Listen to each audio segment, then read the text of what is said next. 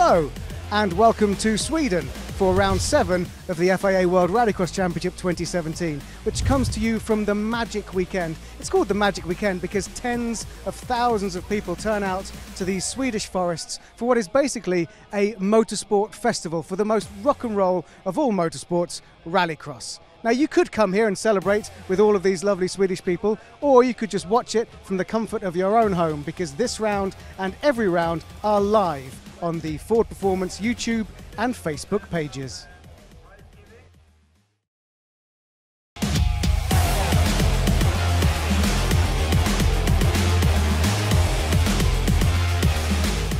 Hello and welcome to Sweden for round 7 of the FIA World Rallycross Championship 2017, which comes to you from the Magic Weekend. It's called the Magic Weekend because tens of thousands of people turn out to these Swedish forests for what is basically a motorsport. We are Swedish. We are Swedish.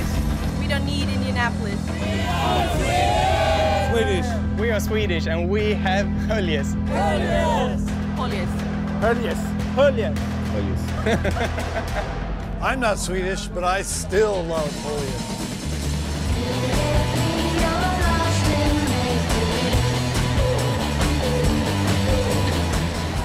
Hello and welcome to the FIA World Rallycross Championship presented by Monster Energy. If you love Rallycross, then this is the one.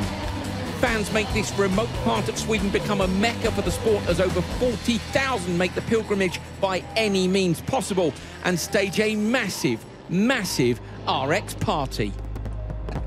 Round 7 sees us cross the halfway point of the season here in Sweden. Minds will be on the championship, but hearts will be dreaming of Holjes glory on the biggest rallycross stage of them all. As the fans mass here in Sweden for the opening races, let's take a look back at an eventful last round in Norway. With wet weather and fierce racing, qualifying saw homeboy Backrud take the top spot, and in semi-1 he lined up on the front row with arch rival and fellow Norwegian Petter Solberg. Backrud had pole and used his track position to muscle Solberg wide into the Joker. On the loose stuff and now fighting for survival, the two-time champ hit the bank and found himself at the back facing elimination. He pushed hard, but come the flag, fourth wasn't good enough, and in his mind there was just one man to blame. I just really, I don't know how words. I'm so disappointed, in Norway, and second time in Norway, he pushed me off the road. Sorry, Petter, thank you. Semi-2 and somehow championship leader Kristoffersson took an amazing win. Amazing because the Swede had suffered a foot injury on the pre-grid earlier in the weekend and was driving with a suspected fracture. The final, and Backrud and Kristoffersson lined up on the front. A perfect start for the championship leader Kristoffersson meant Backrud couldn't repeat his strong-arm tactics again. Having jokered, Kristoffersson found clear air and made the most of it. Lap 2, and Backrud dived into the Joker in an attempt to cover off the flying Kristoffersson. This was the pivotal moment of the weekend, and Kristoffersson had done enough as Backrud slotted in behind. It was now a 4-lap sprint to the finish. Adrenaline was pushing Kristoffersson through the pain barrier, and as he took his second victory of the year, he extended his championship lead with half a season left to go. Kristoffersson now looks unbeatable, but at what cost to his body? Yeah, I was standing on the pre-grid after the first round on practice. I was standing there in the middle, and then, obviously I get a car from behind. So I fall forward, and the car climbed up on from the back of my foot, and so I was falling down frontwards, and then I was shouting because it hurt like hell. Foot was in an angle of, toes on the front and the heel, and completely a mess. It hurt a lot, but in the end it was no problem. After the win, it was actually, I'm not so emotional person, but there it felt quite emotional because then I let myself understand how really much the foot hurt. So it was a special win. Yeah, I mean 5 podiums in a row is a very good result because it's a lot of very quick drivers in the championship, and the level is really high. So. Yeah, I'm just very happy about that, but I'm not thinking so much backwards, I'm just looking forward.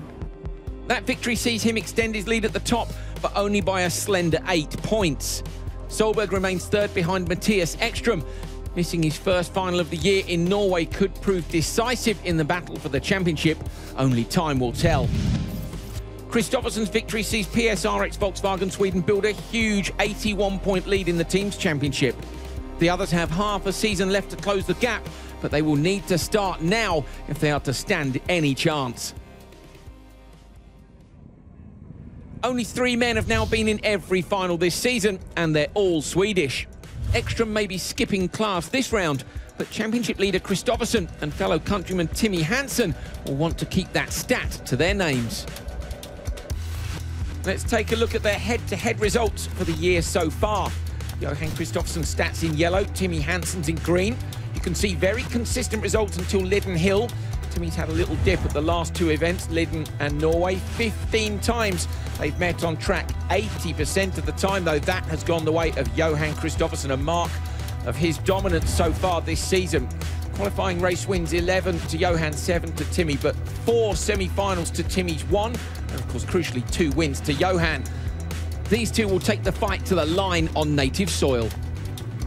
For sure, it's a special event for me because I'm Swedish, and like you say, the track is definitely one of the best or the best in the championship for me, and yeah, we'll see. I didn't have so much success here before, so I think it's about to change it. Yeah, of course, it's very special, but at the same time, I try to focus on the big trophy in the end of the season, because that's the one that counts most for me. But for sure, if I could choose one victory over the season, this would be the one that I would like to win. Hansen knows what's at stake for a Swede in Sweden. He bears the scars from the victory that never was in 2015 against Ekström.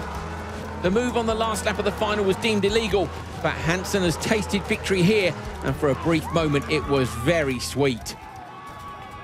In 2015 I did quite a brave overtake, I would probably call it, in the last corner to overtake Mattias. What I did was I hadn't given up down the hill, and I made a massive jump, and over the jump he had already slowed a bit because there was just 1 corner to go. So in the air I was like, there is a big gap in here, so I'm going for that.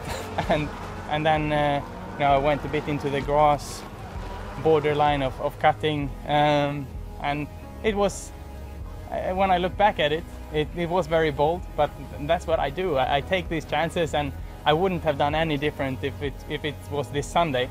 But I'm a fighter, so I will take all the chances I get. In Rallycross we have Holjes, and in endurance racing they have Le Mans. There is Indy 500, is the Wimbledon. So this is definitely where you want to win. 2017 saw Latvian Reinis Nitish move to the EKS setup, competing as an independent driver.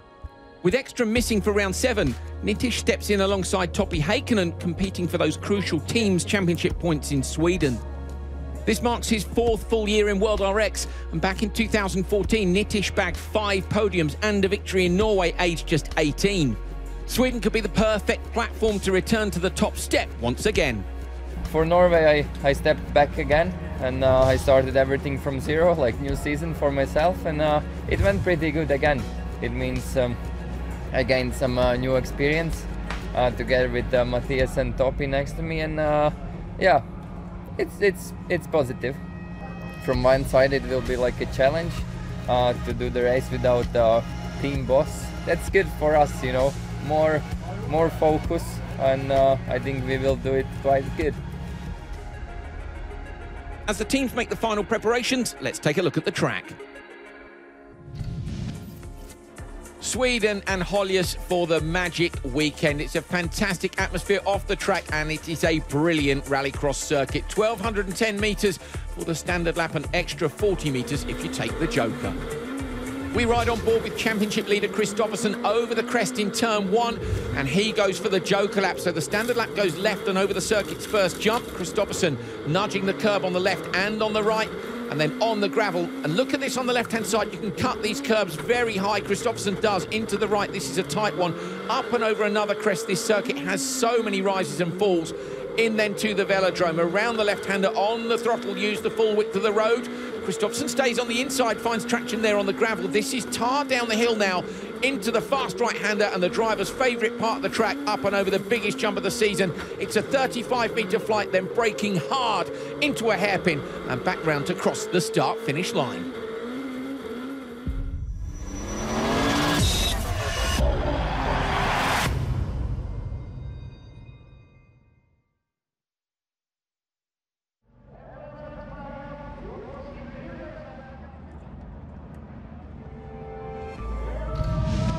Coming up, we've got highlights of the action from qualifying 1 and 2, the best of the action from qualifying 3, crunch time in Q4, only the top 12 go through, the final of round 4 of RX2, the live World RX semi-finals, then it's time for the 3rd European Supercar final of the year, then it's the biggest race of the weekend, the World RX final live.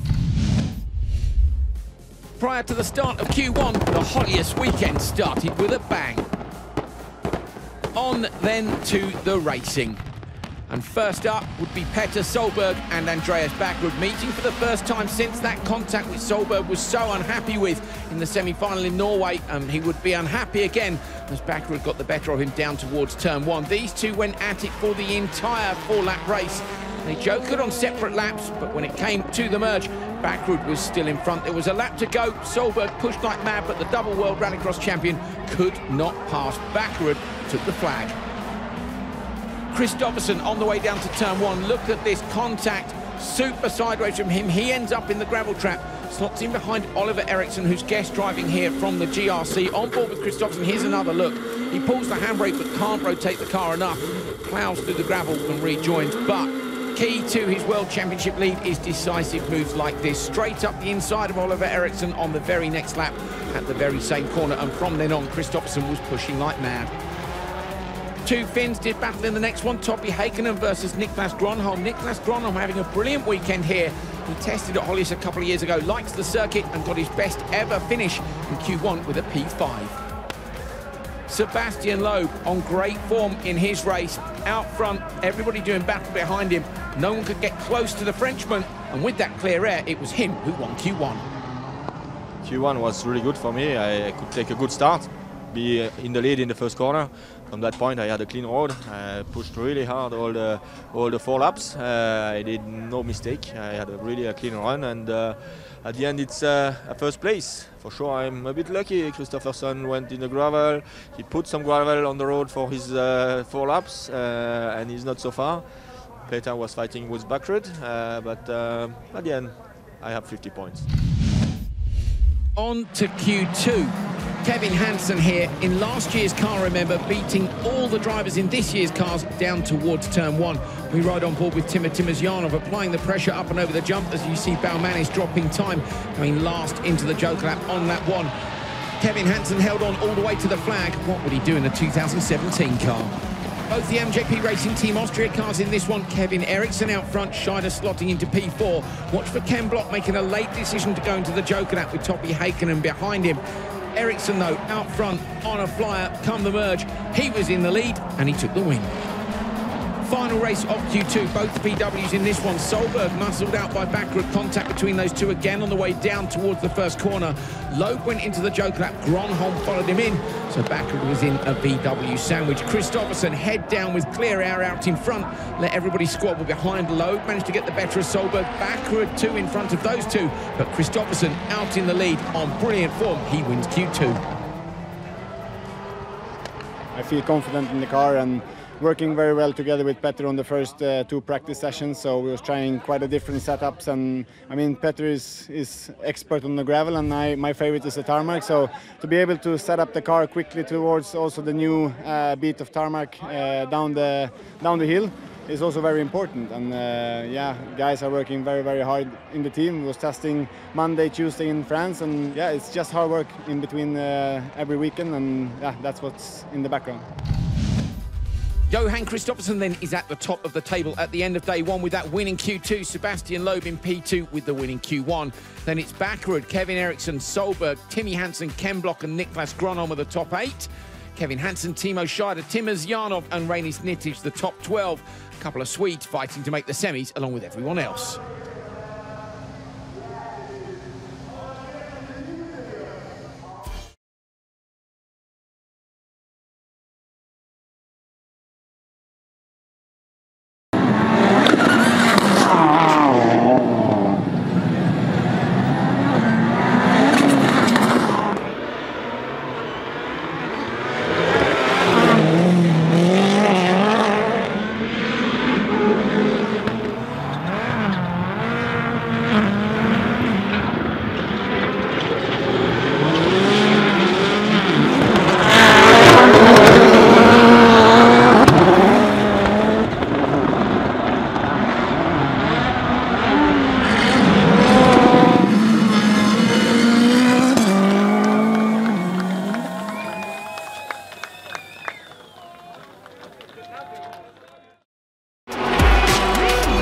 It's like getting in a race car.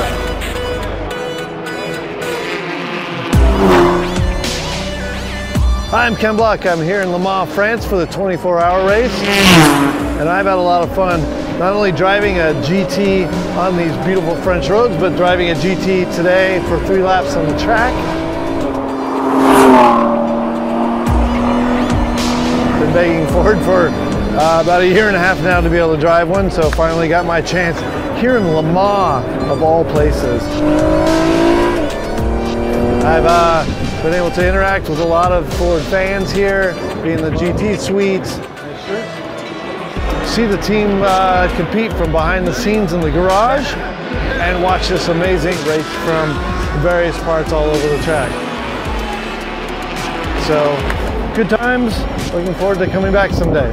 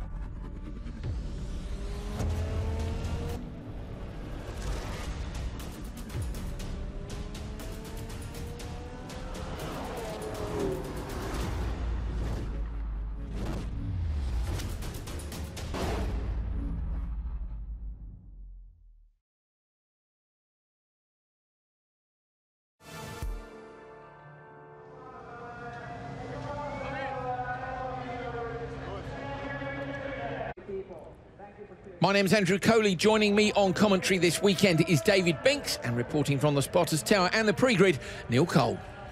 Here's how they stand after Q2. Johan Kristoffersson winning that session. He's currently top qualifier. Sebastian Loeb is in P2. Backward, Kevin Eriksson, Petter Solberg, Hansen, Ken Block and Niklas Gronholm are your top 8. Kevin Hansen, Timo Scheider, Timos Yarnov and Nitish currently just inside the top 12. Everybody else fighting to get in.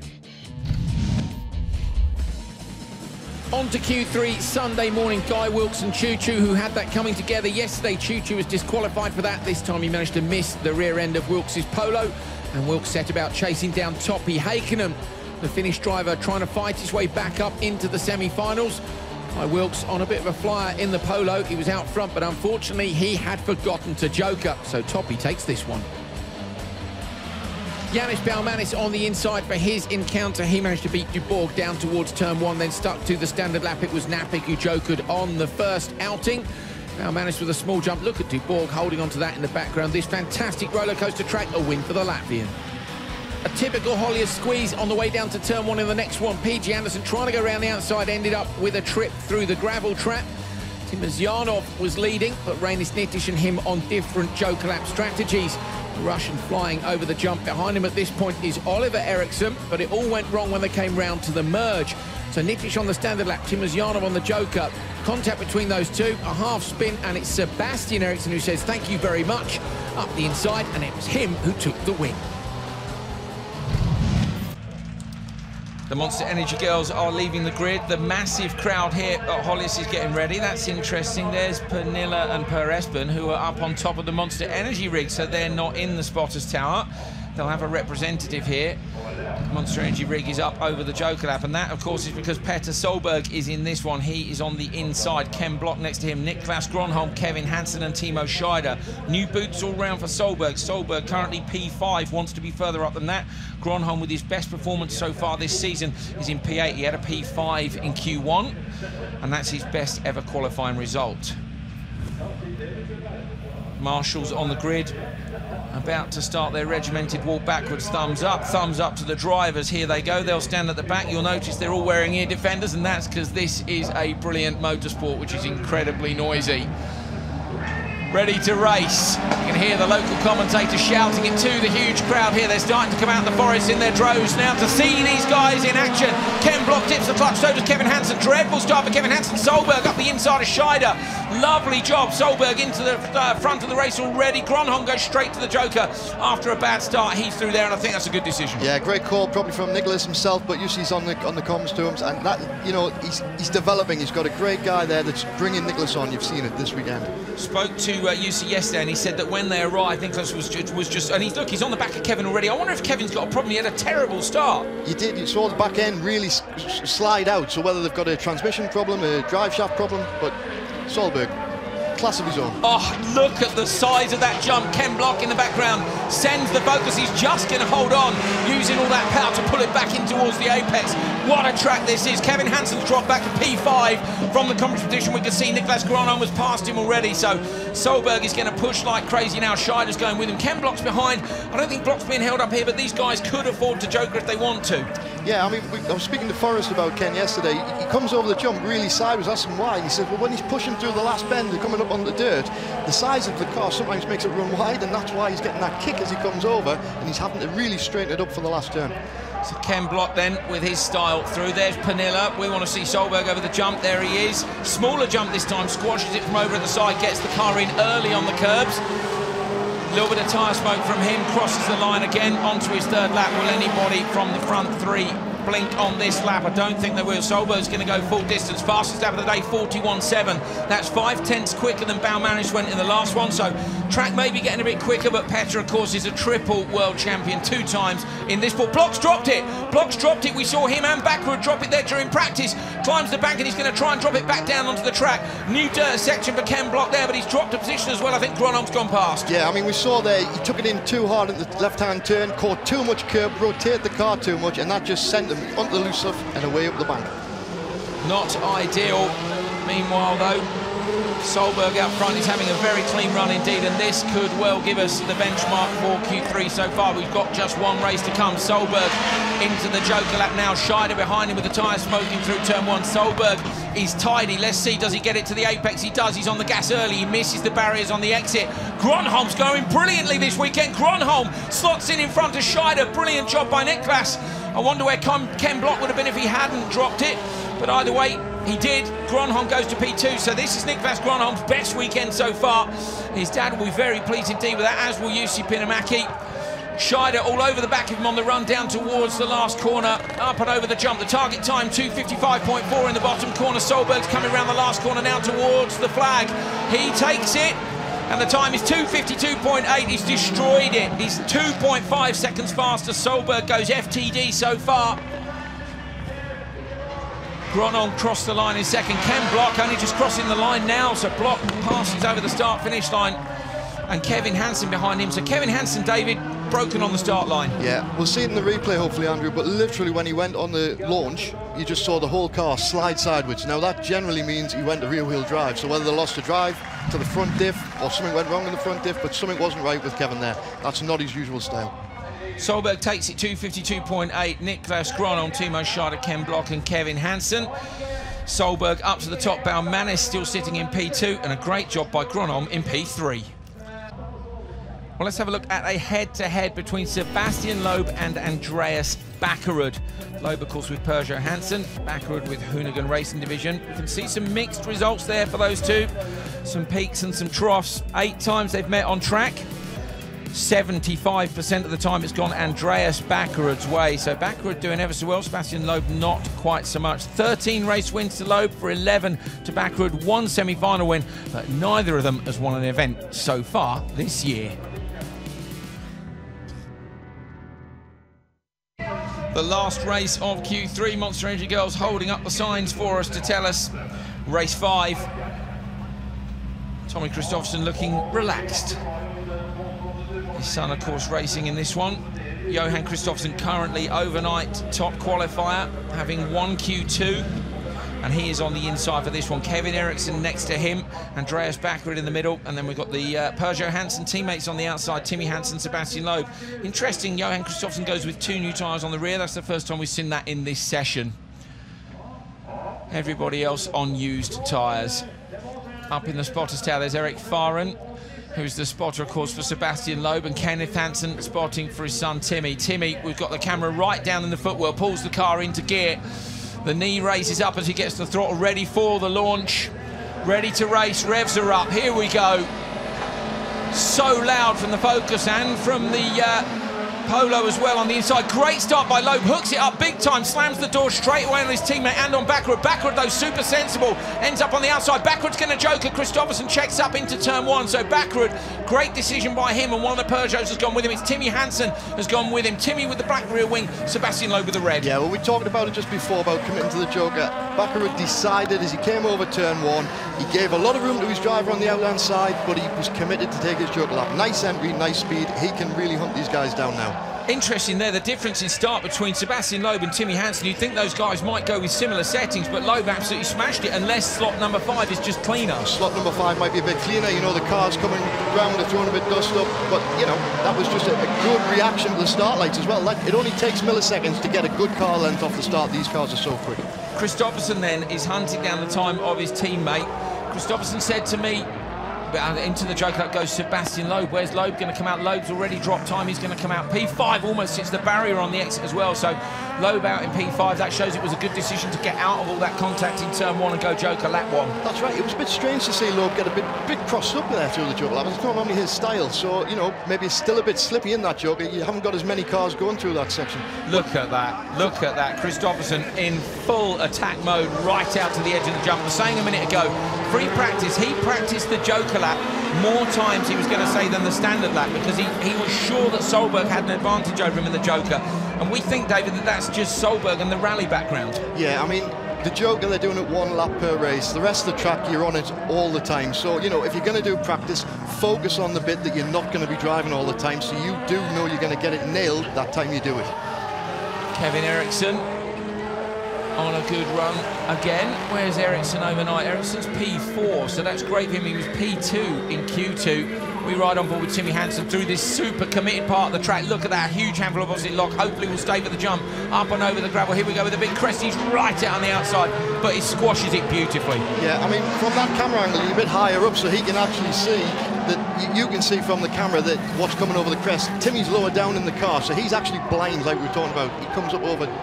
Solberg into the joker lap, Christopherson into the joker lap, the fastest lap of the day for him. Look how close he was to the barrier as well, and in the background too, Kevin Eriksson, but Kevin Eriksson goes all the way down to P5, so close onto the barrier for Christopherson. Absolutely beautiful driving. Yeah, I mean, commitment coming out of there, that's knowing how far the car's going to drift. You've got the throttle in, you're letting it slide, and you're not hoping, you know it's going to come out and just miss that barrier on full maximum attack. 2:52.8 is the target time of his teammate Petter Solberg. Johan Christopherson comes around the last corner, the flag falls, and he's beaten him. 2:52.2. So as Christopherson goes to the top of the timesheets, he's done it by just 0.574 of a second. Christopherson takes Q3. Great drive by him. Crowd like that. Fantastic stuff. Tidy drive. Johan Christopherson, 2:52.293, sees him go top of the standings. Backward into second place. Hansen, Loeb and Eriksson. Great decision by Backward to joker when he did, after not getting a great start, but he's just behind Petter Solberg, so it is a VW 1-2 in Q3. Great racing so far here. We've got 1 qualifying session still to go. Christopherson has now taken 2 of them, Q2 and Q3. He's at the top of the standings, and that's a decent gap he's got over on the right-hand side. Remember, the qualifying points don't count for championship, just for position as we go through to the semi-finals. Sebastian Loeb is still in P2. Andreas Backward still in P3. Solberg moves up from 5 to 4. Timmy Hansen moves up from 6 to 5. Eriksson has gone down. Nicholas Gronholm, Timo Scheider both still in there. Baumanis with a great run in Q3. Baumanis was P5 in that. He's up in P9 now. Ken Block, Heikkinen and Sebastian Eriksson just squeezing in at the minute. Timmins Yarnov, Nitish, Kevin Hansen missing out. Got some big names further down the list.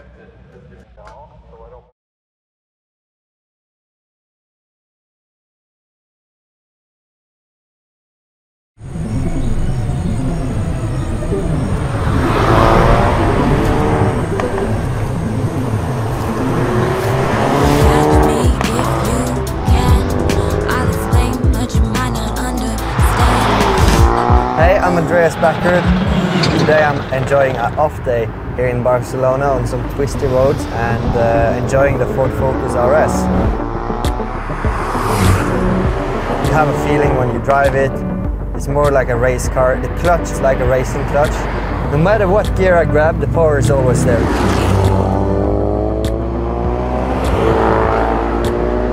These are the kinds of roads that the Ford Focus RS is made for. So you have like twisty roads going up the mountains, some camber, on camber, off camber corners. Awesome roads, to be honest, and perfect view.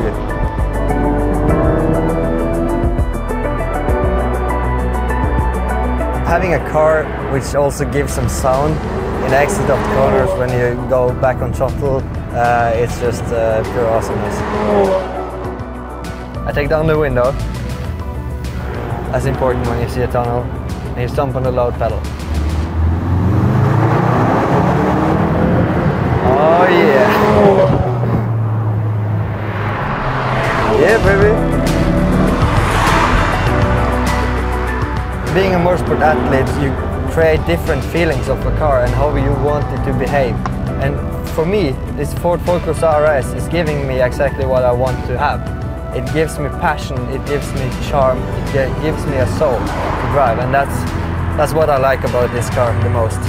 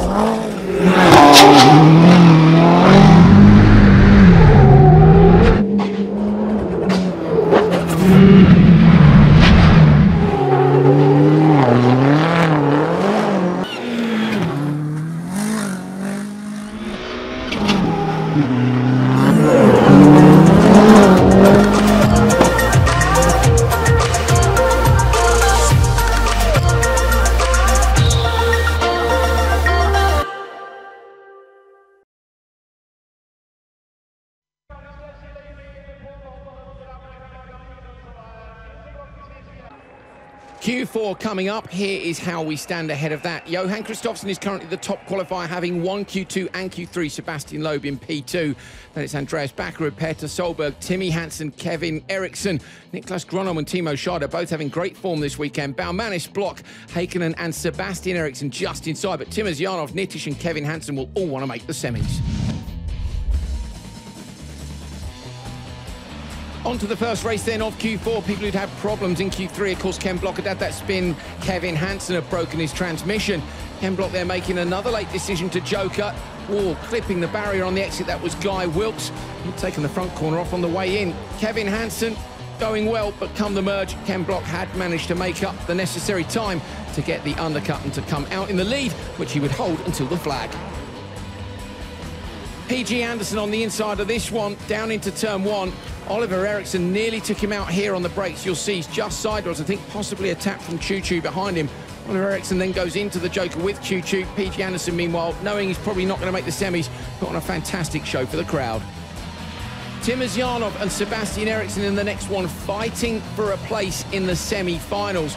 Their joker strategies were different, as you'll see. Timo Zyanov jokers early. Sebastian Eriksson on the standard lap. We ride on board with the Roush, and look at the look on his face. He was pushing super hard, and he did manage to edge Sebastian, who's going to make it.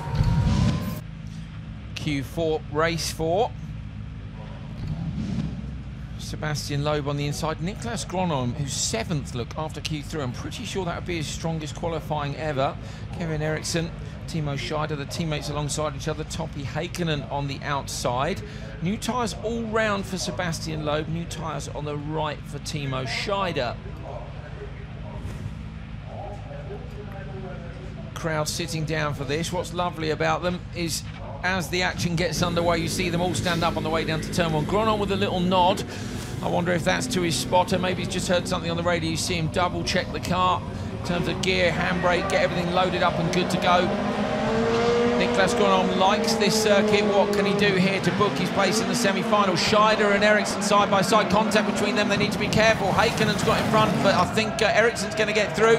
Scheider's had to check up. Scheider here's in trouble through the first couple of corners. He decides to joker, but he's in behind Niklas Gronholm. So Scheider there came off worse. Not really any contact, but he had to brake, and he couldn't do the thing of darting into the joker. He had to wait. There were cars in front. Yeah, that's right. I mean, you sort of look at that and you say, well, is it the right thing or the wrong thing? If he pushed on up the inside of someone, he could end up with damage off the track. So it was a call to make. He's following Niklas. Niklas is no slouch. He's doing really quick this weekend. So hopefully those two can put some good times in.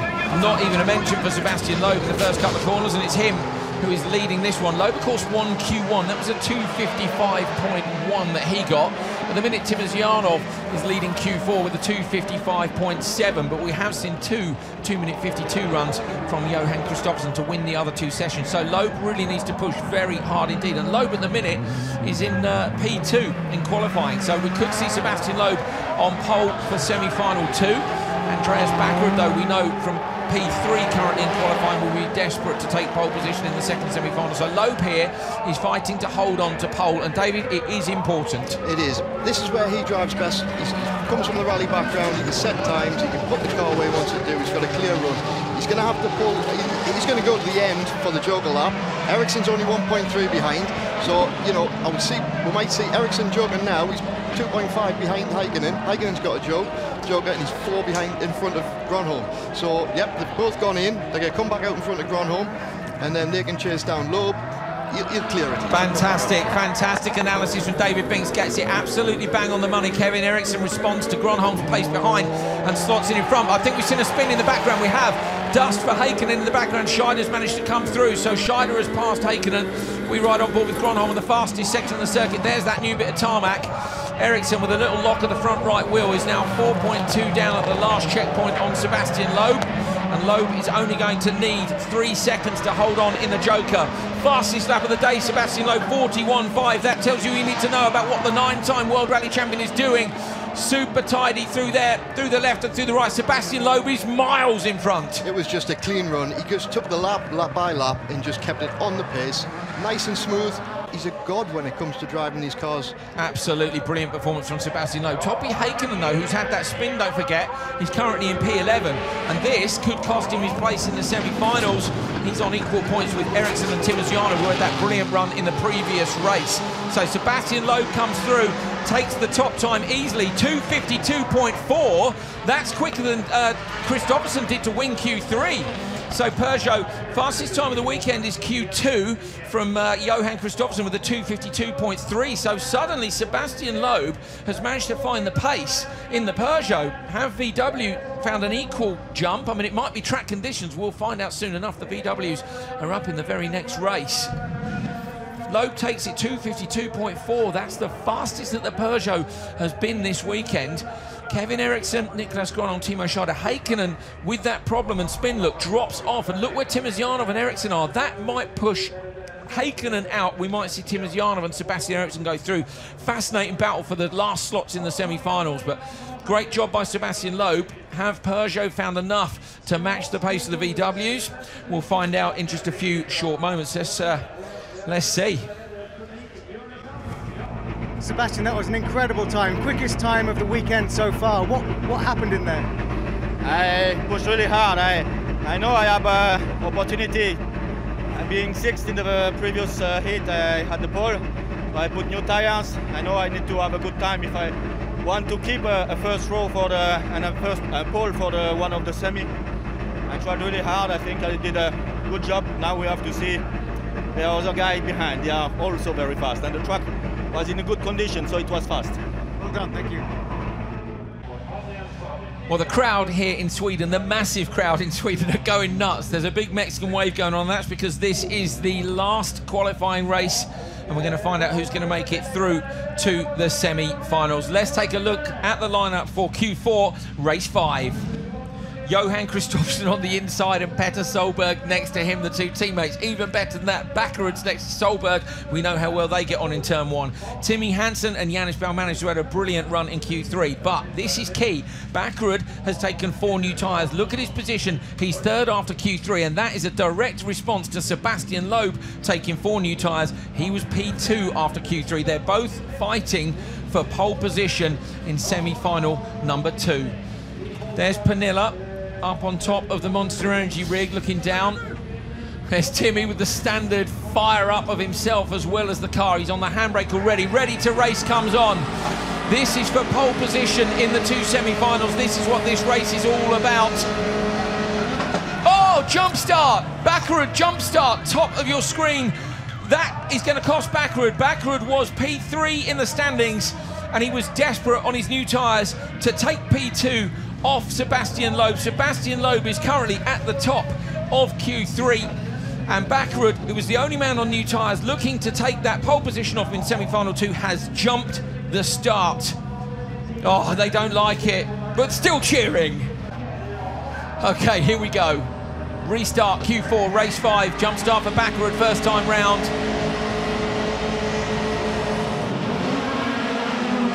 Pretty even start. Baumanis has done well on the outside, but look at Kristoffersson and Solberg. That's brilliant. Bakkerud gives a nudge to Kristoffersson from the rear. Is Bakkerud going to joker? Kristoffersson goes joker. Solberg's gone standard lap. Bakkerud has gone with his nemesis Solberg. So those two are going to race it out through the first lap, and it's Baumanis who's gone with them as well. Bakkerud, remember, has got to joker twice. Bakkerud there stayed out in the main lap, I think because he doesn't want to get held up in traffic. He wants to get out, try and let the pack split up, then try and come in and do the 2 jokers. It's very unlikely on a track like this with a 3-second joker he's going to be able to come back out and still end up with a good time, but you know, it's pointless getting held up in the melee at the first one. When to go now? Joker now, or just do the last 2? I would say lap 2 and probably lap 4. Okay, let's see what Bakkerud does. He's right up behind Solberg. If he feels he's got pace on him, particularly with those new boots on, we might see him joker this time round. And we do, but to me, David, he could have gone in there quicker. Yeah, I mean, this is what we talked about earlier. It was taken from turn 1, the commitment into the joker. If he'd gone in a little bit deeper, later brakes, he's got fresh tyres, he can do that. It would have been a bit quicker. So he slots in between Kristoffersson and Hansen. Kristoffersson now can check Bakkerud up if he wants to, but I think Johan will have his eyes much more on top qualifier spots, so Johan's surely going to push. Look at Solberg though. Oh my goodness me, he's almost cutting the back of the rear curb. That can be a bit dangerous as well, you know, back of the curb, inside of your tyre bead, pulling it off the rim, you could end up with a puncture. That would play back into Andreas' hands, but not be what Solberg wants. I doubt Solberg will have someone on the radio telling him off. Bakkerud would probably get a call saying calm it down, but I can't see Pernilla radioing Petter and telling the same. Bakkerud's going to go exactly what David Binks said, lap 2 and lap 4. So he's got Loeb behind, Hansen behind him. But Hansen isn't going to worry about that, I'm sure. Timmy Hansen currently is P5 on board with Johan Kristoffersson down into the left-hander, Janis Baumanis in front of him, but Baumanis is still to joker. Where's Baumanis going to come out, I wonder, in comparison? So Hansen should get Baumanis and Bakkerud, shouldn't he? Yes. Over the jumper. Solberg, stodgy on the landing, but he's got the car control. Has the skills to pay the bills, crosses the start finish line onto the last lap. Solberg is chasing down the time of Sebastian Loeb, 2:52.4, fastest lap of the day for Petter Solberg. He's chasing it hard. He goes into the joker. Bakkerud takes his second joker. Baumanis is in 2. Kristoffersson over the top. Solberg's got him, so Solberg beats his teammate. That's the psychological blow he was looking for ahead of the semi-finals. Johan Kristoffersson smokes the tyres up behind him. Solberg won't beat Kristoffersson in terms of qualifying positions, but he will be pleased to have shown Johan that he's got the pace to beat him when it comes to the racing. We ride on board with Hansen now, who's up into P3. Little bit of opposite lock. Here we go, down a gear, into the right-hander, up and over the jump. That's a massive jump from Solberg. He takes the curb. His teammate's right behind him. Solberg crosses the line. The target's 2:52.4. Solberg's done it with a 2:51.5, and that is the fastest time. That's the second fastest time of the weekend, I think. Okay, brilliant drive by Solberg. Fantastic. Crowd are clapping, they're on their feet.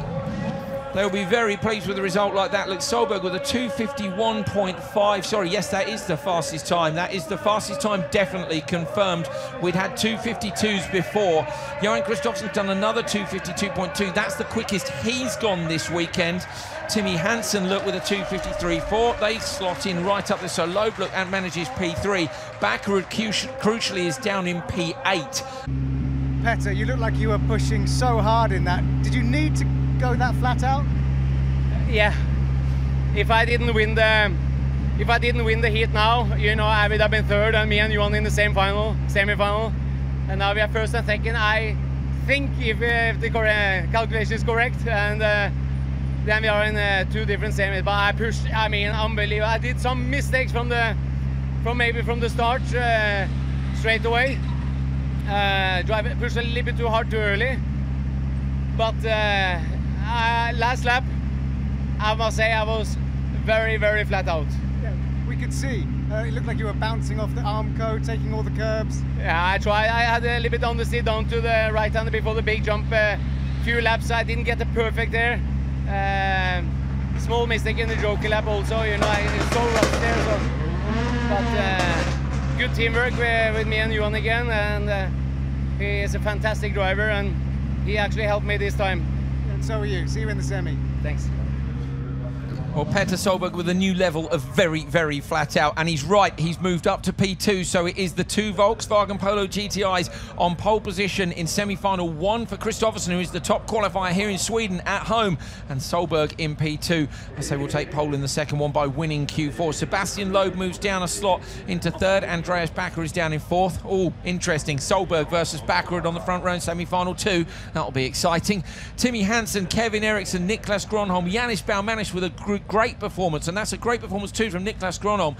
Timo Scheider makes it on his first time here in Sweden. Ken Block, Timmers Janov. Ken Block incidentally continues his run of making it through to the semi-finals. Timmers Janov and Sebastian Eriksson have both made it through. Heikkinen and Anderson have dropped out, as well as Reinis Nittisch. So none of the EKS RX cars have made it here in Sweden.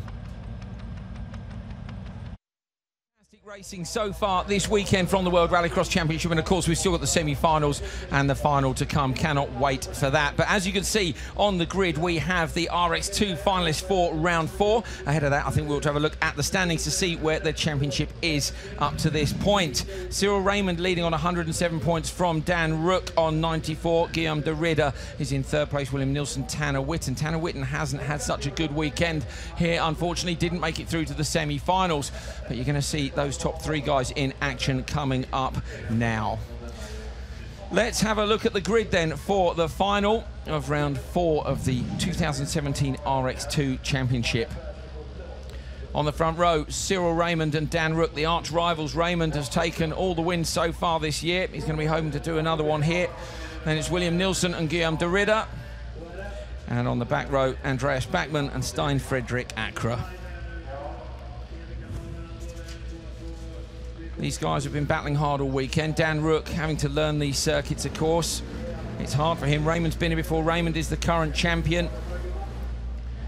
And Rook is having to learn each circuit as he goes. Raymond's been on dominant form. He's won all 4 qualifying sessions this weekend. Can Rook do anything about him in the final? David Binks, this is going to be exciting. Certainly is, Andrew. You've got 6 good drivers coming through the ranks. RX2's a feeder series to the supercars. You know, these guys are learning. We've got Raymond that's won the first year's championship. Leading a course over in GRC as well as his. He's got a lot of seat time. Yeah. He's absolutely on it. And Dan Rook, the current, of course, British Rallycross champion. Next to him, don't discount the guys on row 2. William Nilsson is in between them. Guillaume de Ridder is on the outside. Even start across the front. Cyril Raymond looks to have hooked it up. The track's nice and dry for these guys. Dan Rook needs to be careful. He doesn't get hung out to dry here. He's in P2 safely.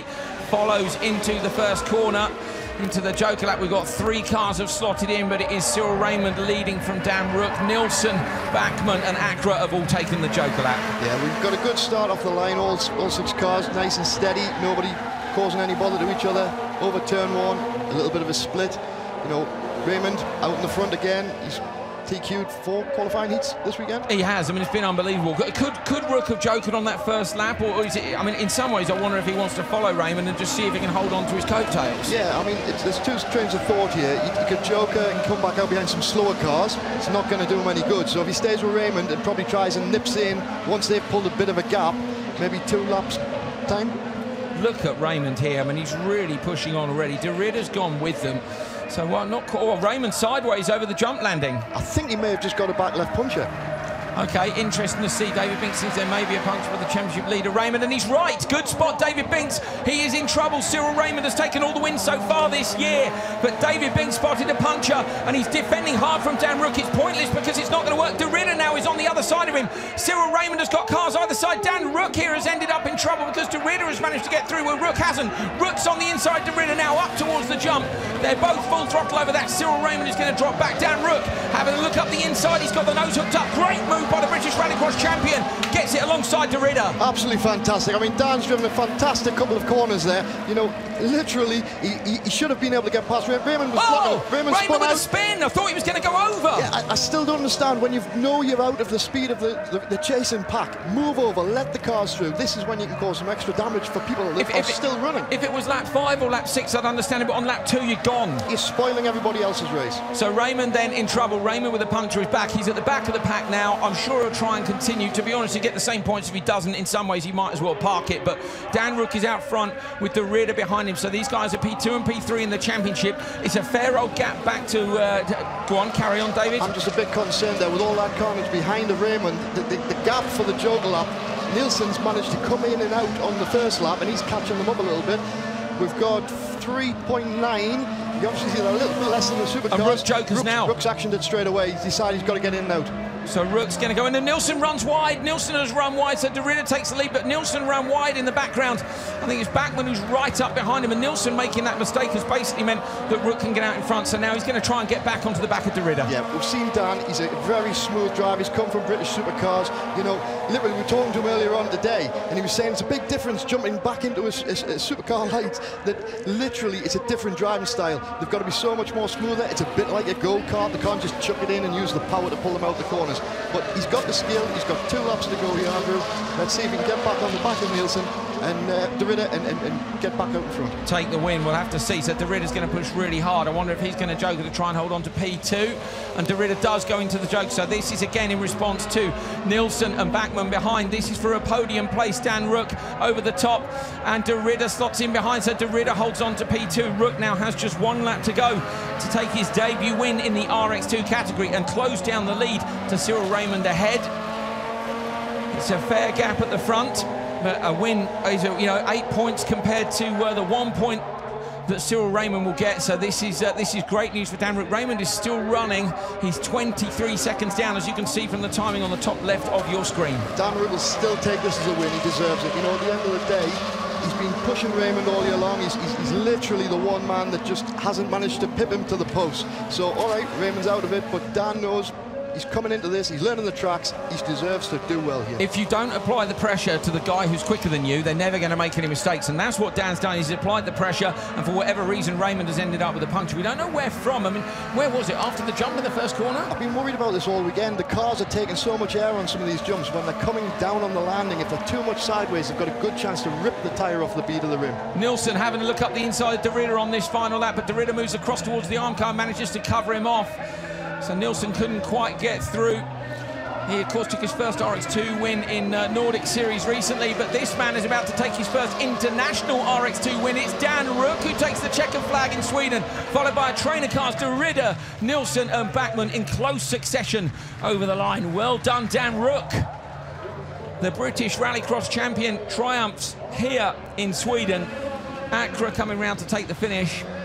And I wonder where Cyril Raymond is. I can see Raymond in the distance from the commentary box, from the Tental Spotters Tower. We can see Cyril Raymond is up on the gravel section heading down towards the jump with that puncture on his RX2. He's coming through the long right-hander now. You guys can't see it, but I can. And he's up towards the last corner. Here he comes, softly over the jump. That's the right. He tried hard. He tried hard to keep up, but with 5 laps to go, it was never going to happen. Still Raymond, the championship leader, though, comes round, takes 6th, and with that, he will take 1 championship point. And I'm sure that he will still leave here leading the series, having had those 3 wins in a row. Belgium, UK, and Norway. Dan Rook then taking the win and 8 championship points. Guillaume DiBenedetto, William Nielsen, Andreas Bachmann, Stein Frederick Acra, and Cyril Raymond. And we can have another look back, and maybe David Binks can spot where that puncture happened. There's Rook out of the car, having a chat with Speaker Gunnar, the local commentator. So here we go off the start, Andrew. They all got a good start, kept it clean, nobody really interfered with anybody. We see there the Raymond, right, takes the curb. I think it's on turn 2 or turn 3 as he comes over the crest. Oh, we missed it. Yeah, it's already. So maybe the big curb on the left that they cut through the left-right. It was either on that or on the landing as he dropped. It popped it down. From the first corner. This was a huge pin for Raymond. He's very lucky that didn't go over. Ended up over the curbs on the inside as well. But his dominance is over. I think he would have liked to have won every event this year, and he's looking on for it. Rook was saying every time he finds 3/10, Raymond finds another 3/10. But there you go, that's closed the gap down maybe just a little bit. 108 points for Cyril Raymond with that win for Dan Rook. He is on 102. Guillaume de Ridder is in P3. It's Nilsson, Witten, Haug, Olofsson and Evgen. We're 4 rounds in. We've got 3 rounds left to go in the RX2 series.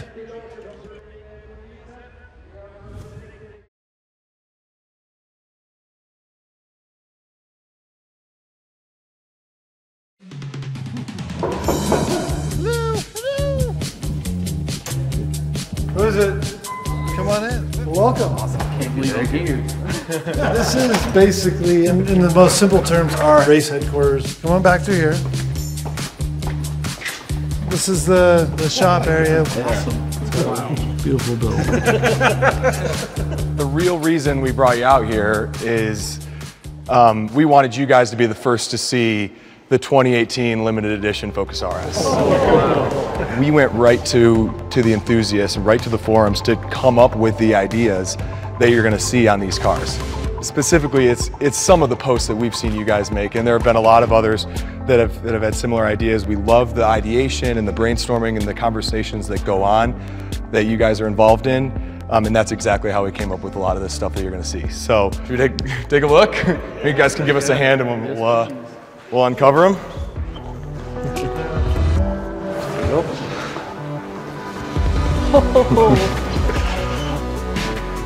Those look great. I love all the carbon fiber. Yeah, so here, up here, and then on the doors too.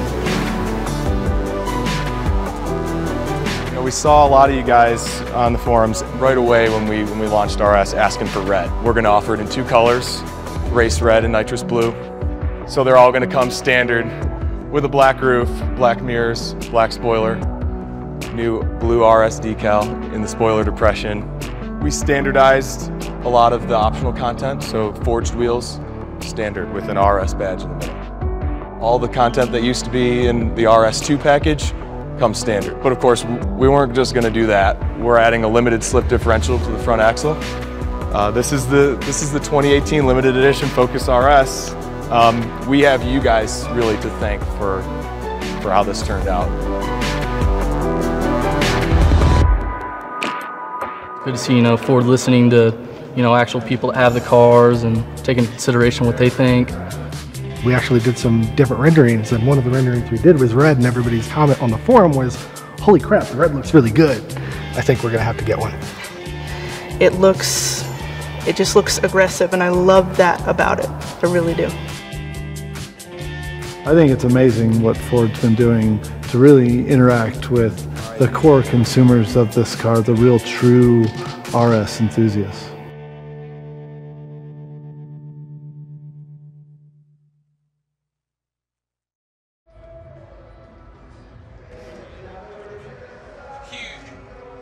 A huge crowd here in Sweden. Record, in fact, 45,100 people. Lots of them have been hidden off in the forests. David Binks, it's your first experience of the Magic Weekend, and this place is special, isn't it? It certainly is. From when I got here on Friday and walked around the circuit for the first time, to be honest, Andrew, the track itself is just out of this world. It's somewhere I definitely want to be driving soon. And then you go off and you meet some of the fans and the local people and the people that have traveled, and they're all just having a good time, just enjoying the sport and the area. It's fantastic. Absolutely stunning venue, it really is. Talking to Pernilla Solberg earlier this weekend, her father was involved in the, look at this, proper passionate fans. Her father was involved in the original design of this track, and it's just got little bits of rise. Every corner's got a crest or a dip or a curb. There's Peter Solberg, who's going to be on pole in semi-2, and he secured that, of course, with that brilliant run in Q4. So Fantastic performance by the VW team to be P1 and P2, and we kind of thought the rain might come and that might spoil it for them, but I think they're going to be tough to beat. Yeah, it was interesting to hear that, you know, Petter was saying that even though he got to the lead of the qualifying and he knew he wanted to push a bit harder, that he literally wanted to push harder and harder so they could get P1, P2, you know, literally to be a pull for both semis. Wanted to split the strategy, make sure they weren't in together.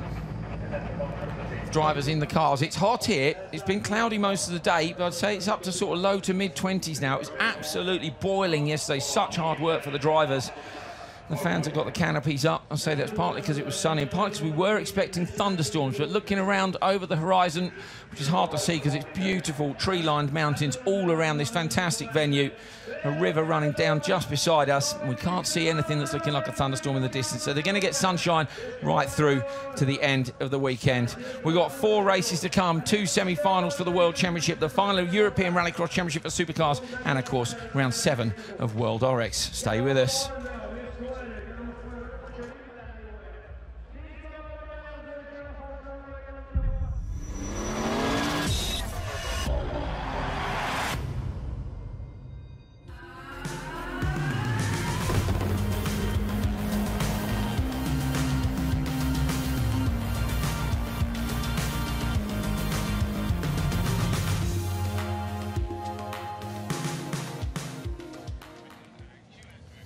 Hello from Holjes in Sweden. We are live from the Magic Weekend. Look at that huge crowd.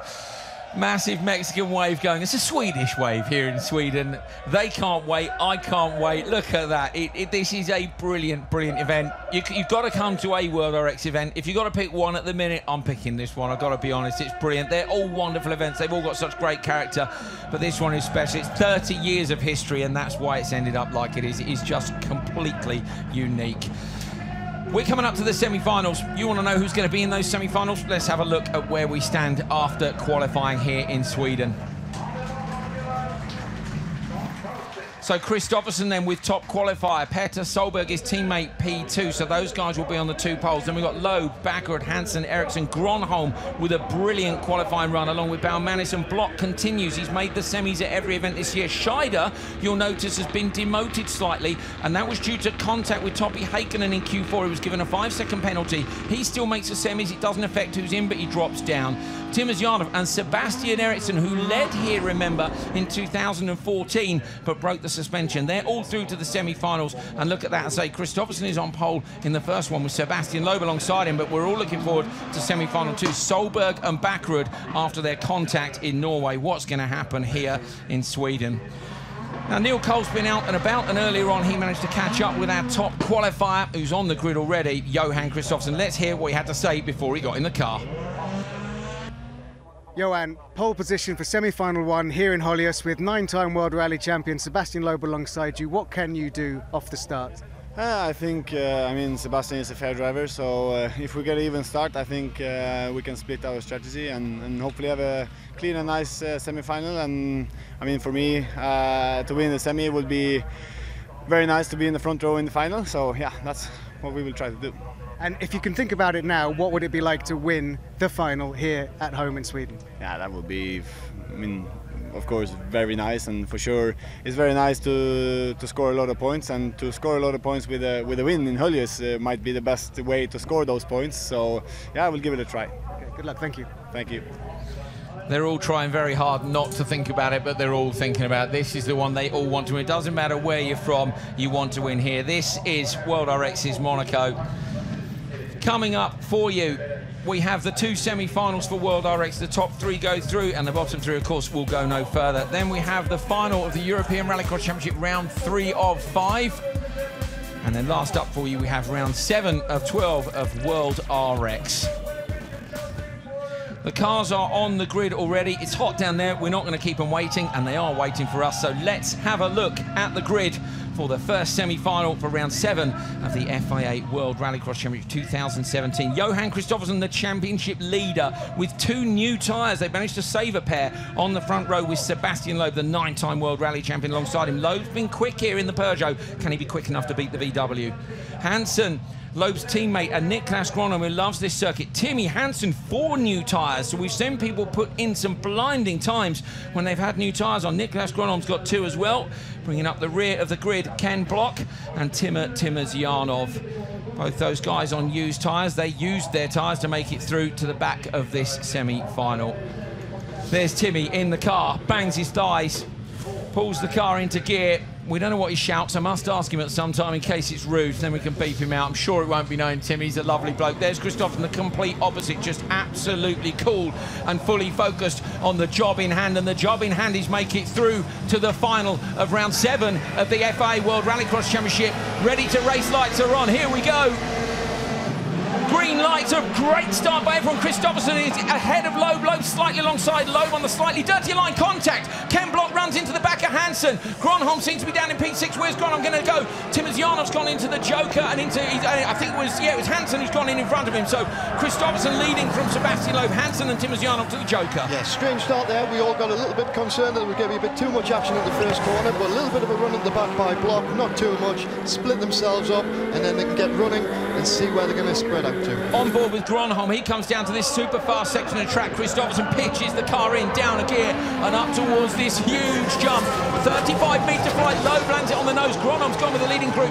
Timmy Hansen in the background. David Binks, you know what the gap needs to be here. What are we looking at? Well, they've got to try and get about 3 seconds. It was a bit quicker in some of the qualifying heats, but 3 seconds average, and they're going to be able to get in and get out in front of the cars chasing. Now, it's all down to how they can put the quick laps in. Christopherson, he's in the lead. He's the best place for the VW this year. You know, if they're out there, they're pulling gaps. But it's interesting to see that Loeb and Block are right on the back door of him. And they're able to go with him at the minute. So what's Christopherson got left in terms of tyres? Loeb spins the rear wheels up. Look at Christopherson's on board. Watch this. He barely blinks. Literally, he only blinks when the car is straight. We were watching yesterday.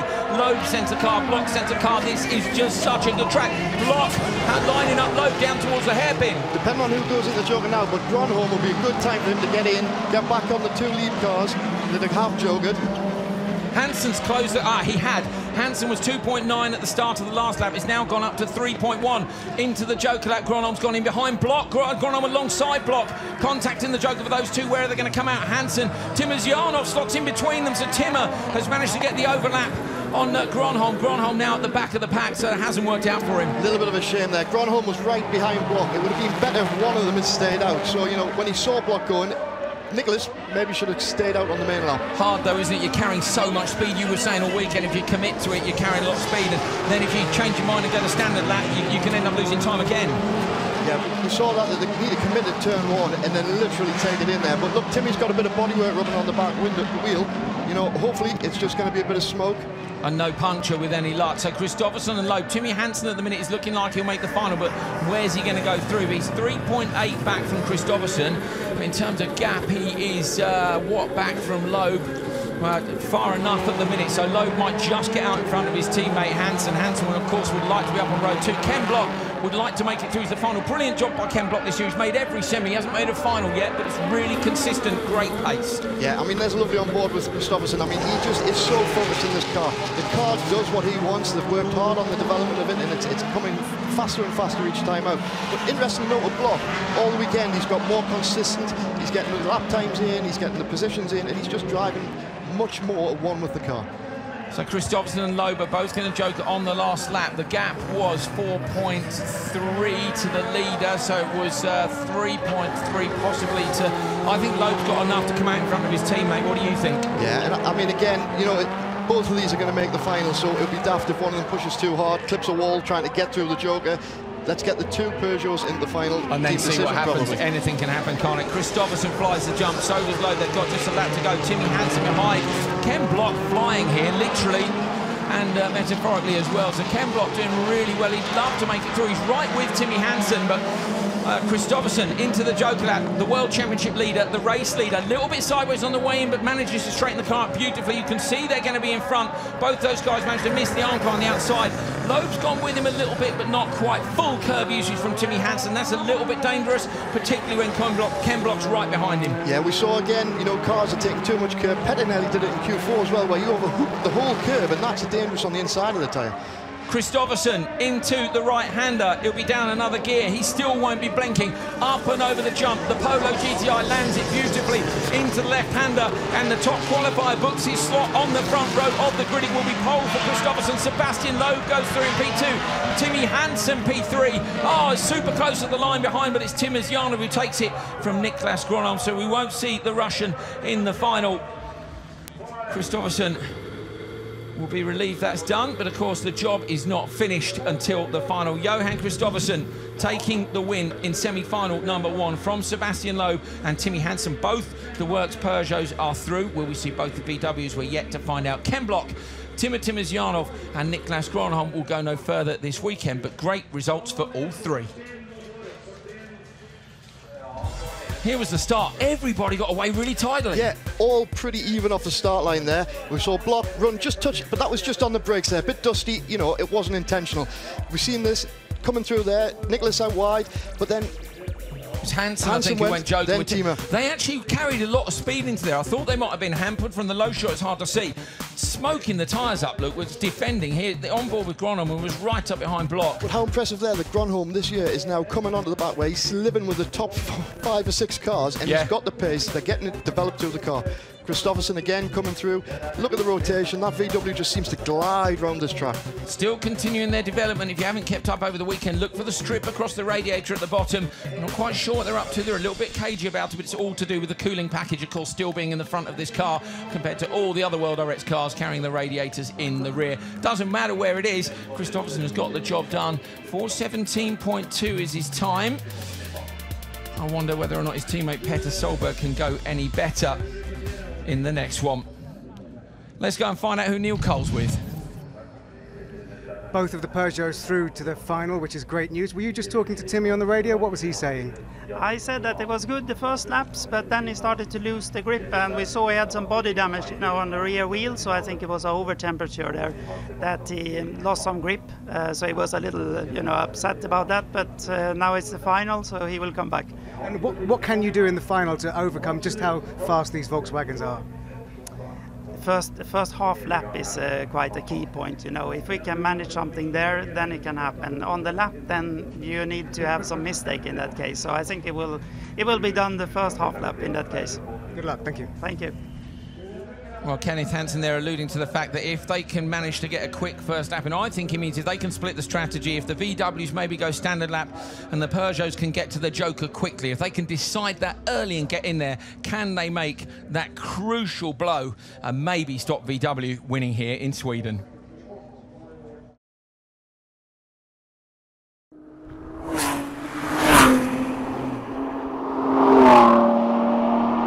Hi, I'm Ken Block. I am here for the 24 Hours of Le Mans race with Ford. So I got to get out on this track this morning before anybody else on race day in a pre-production Ford GT.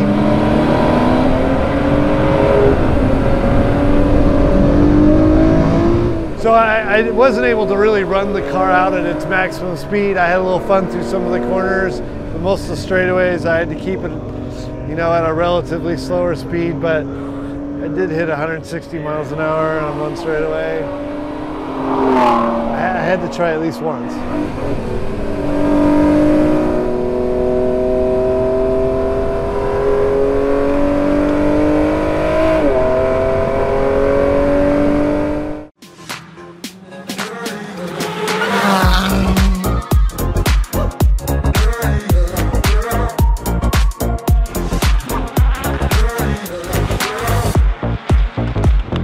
During a race weekend you have 4 qualifying heats. If you win the qualifying heats, you get 16 championship points. You get to the final, you have the chance to win 6. You get to the final and you win the final, you win 8 points. It means overall you get 30 championship points during a weekend. You win the qualifying heat by setting the quickest lap time in the qualifying.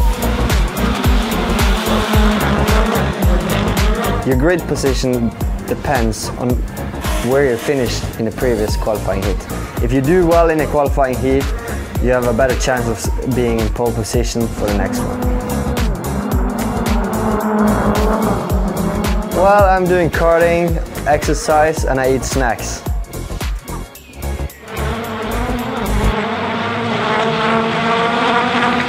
Rallycross is my favorite motorsport in the world because you have all the combination between racing drivers, rally drivers, drifters, drag racing. You even have go-kart drivers as myself. When you jump with the Ford Focus RS RX, it's the best feeling in the world. Like you fly on, you modulate the throttle, how you want to have the car in the landing. It's just smooth as a duck. That's the only word I can think of.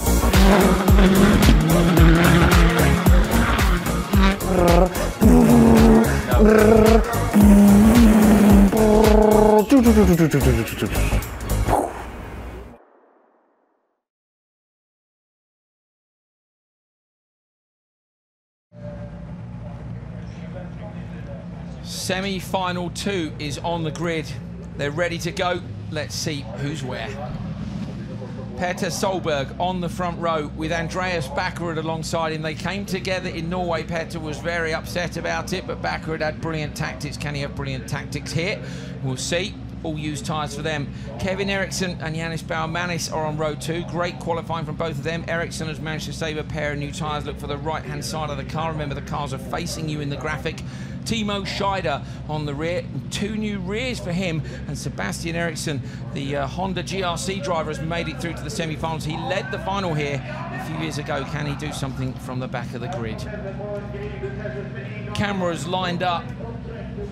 They're looking to get a shot of the action down into turn 1. Turn 1 here is always exciting. There it is, thumbs up from race control to the marshals. They pass the thumbs up on to the drivers. The drivers press the buttons on the steering wheel. They get the right hand pedal set and good to go. They'll be holding the handbrakes on. The ready to race light will come on. We'll hear the revs rise. Here we go. Who's going to get down to turn 1 first? Oh, Solberg stalled on the line. Solberg's gone. Backwards away. Eriksson slots in behind him. Eriksson and Baumanis, contact between them. Scheider's up behind Baumanis. Solberg's managed to get going. Solberg is P6 and he's off the line. Sebastian Eriksson goes joker. Up in the back there's Scheider, so Scheider alongside, but I think he's going to have to slide into P4. He is. He dropped in behind Baumanis.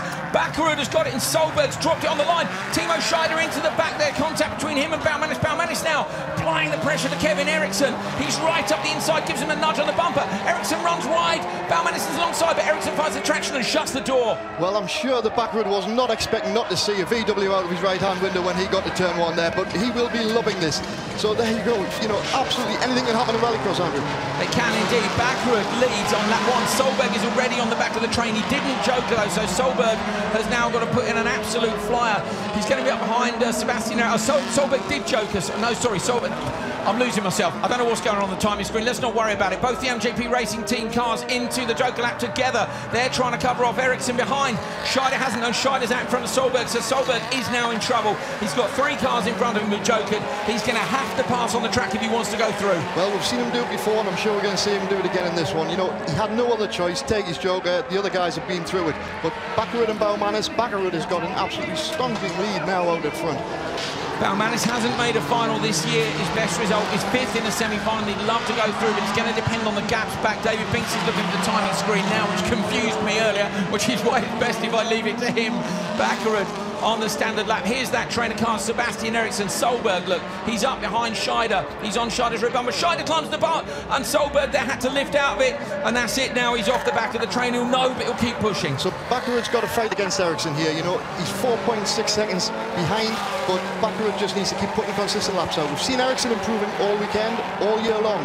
He's quick, the car's quick, so we've just got to see whether Baumanis, he's 2.7. It might be that he takes his Joker sooner rather than later before Eriksson catches up on the back of him as well. That's going to have to respond to the pace of the cars behind. So Yannis Baumanis, is he going to go on this lap? Will they send him in and see if he can get out in front of Eriksson? Because if Baumanis can get out in front of Eriksson, that books him a slot in the final. Where does he go? He does. Baumanis goes now. So this is Yannis Baumanis for a slot in the final here. His first final of 2017. He's got to get out in front of Eriksson. Oh, he's so close to the barrier, but he's sorry, in front of, there's 2 Erikssons. He gets out in front of the Eriksson he needs to be in front of. So Baumanis is P3, and at the minute he's going to be on the back of the grid in the final. That's right, Andrew. You know, literally, Eriksson Kevin Ericsson. Kevin Ericsson. Very calmly there, like we said. It was very close, but if Bowmanis had left it any longer, there was no chance of him getting there. He caught him up quick on that last lap. And this is something, they're not just watching, you know, where they're going. They've got to watch who's catching up behind. That's the tactics of the Joker lap. They are 3 abreast as they come past the common tradition. You're looking at Backerud, the leader, as he takes his Joker lap. Interesting, on the 1 lap to go. Backerud is absolutely miles in front, so great job by him, fantastic. So Backerud, thanks probably to Solberg's stall, what do you think Solberg got wrong? I don't know, you know, he's a world champion, he doesn't really make mistakes. Overexcitement, he knew he had to be at corner 1 first. We talked about this earlier this weekend, where literally at the minute the other teams have got to try and get a good start and get in front of the VW to be able to do anything. You know, Solberg knew that. He knows Backerud's there. He's gone for the perfect RPM, gone for hasn't he? that absolute sweet spot. Didn't want too much wheel spin, didn't want to bog on the grid, and unfortunately he's gone maybe 1 setting too low. Maybe the temperature's come up from this morning. You know, you come up on the dummy grid, you do a wheel spin to check, he changes settings, he's gone for that optimum setting, maybe a little bit too much heat, but it's just bogged down on him, he stalled it. So Solberg is at the back of this lot. He's not going to go through. His teammate Johan Kristoffersson is in terms of the championship. Solberg is currently P3. Of course, Ekstrom is not here this weekend, so Solberg will undoubtedly move up, I think, to 2nd place with this performance.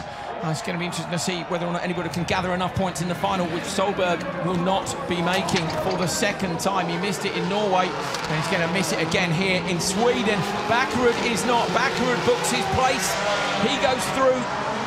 Behind him, Ericsson and Bowmanis makes his first final of the year. Sebastian Ericsson just misses out with Timo Scheider and Peter Solberg as well. So 4:17.2 was the winning time for Kristoffersson. Backerud 4:17.9. Well spotted, David Binks pointing that out to me on the timing screen. And there you go, Pernilla on the radio to Peter. He will be desperately, desperately disappointed. Whereas the song is being played for Backerud. He's over the moon. That's, you know, those are the highs and lows of motorsport. So here is the result of semi-final 2. Andreas Backerud with the win from Kevin Ericsson and Yannis Bowmanis, who makes his first final of the year. Sebastian Ericsson, Timo Scheider and Peter Solberg go no further this weekend. Neil Cole is down amongst it all, who's managed to grab our race winner, Andreas Backerud. So let's see what Backerud thinks about that. Andreas, semi-final win, you pretty much had the circuit to yourself. Yeah, I don't know what happened with the others. I could take the start and go my own race, felt pretty good. Got the message from Dave what the gap was, so we could calm down the 2 last laps to save some tires and have more options for the final. So it's great to be in the final once again. It's great to be back here at the Magic Weekend in Holjes. Let's push for the final. Thanks, good luck. Backerud saying he saved some tyres for the final. I wasn't quite sure whether it means he's got new ones or whether they've just looked after a set, but by the way, he goes through and Solberg doesn't. There it is, just sat on the grid. He's got to refire it and go. It's pretty incredible that he got back to the back of this lot, but you know, this is a 3-time world champion, twice in this sport. He's a legend. And that restart procedure, you know, it's not just a quick thing of turning the key. The guys have got to probably select neutral, dip the clutch, hit the button, hopefully it fires up, yeah, and then gets going. But I mean, unfortunately, you know, he's trying hard. We saw him early in Q4. He just, when he pulls it out of the bag, you know he can do it. And at the end of the day, he wanted to come back up through the order. Backerud, absolutely fantastic drive. No one to touch him, just out there, having fun, driving carefully, keeping these tyres for the final, as he said. And, you know, the rest were just all racing together. Backerud calm out front in the Focus RS RX. He won here last year. Can he do it again? Because he won in Norway last year before he came here this year. He lost out to Kristoffersson. Is he going to lose out to Kristoffersson again here? He'd love to get revenge, wouldn't he, for a Swedish win in Norway. Can he get a Norwegian win in Sweden? I think you can see a pretty fair split of Norwegian and Swedish flags in the crowd. Who are you going to be supporting? We've got the final of Euro RX and, of course, of World RX coming up for you in the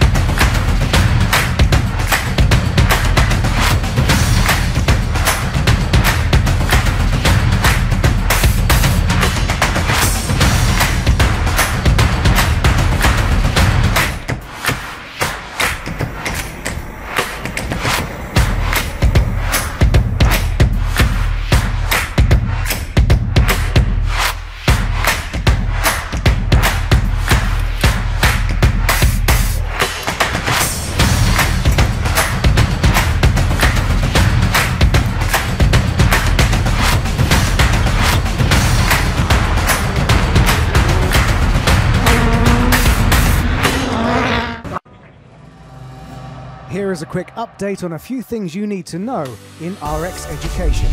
First up, the Joker. Every driver must complete one longer lap, shown here in white, once every race. They can choose when, and that choice can be critical. The point system. Once all 4 rounds of qualifying are completed, the fastest aggregate driver receives 16 championship points, descending to 1 point for the 16th placed competitor. In the semis, the first to cross the line takes 6 championship points, descending to 1 point for the last to finish. It's the same for the final, but the first to finish gets 8 points instead of 6 for winning the event. Come the end of the season, the driver with the most points will take the title. The RX supercars are 600 brake horsepower turbocharged beasts, powered by a 2-litre engine generating 900 Newton-meters of torque. 0 to 60, they're faster than an F1 car, and you need to be very, very talented to handle one.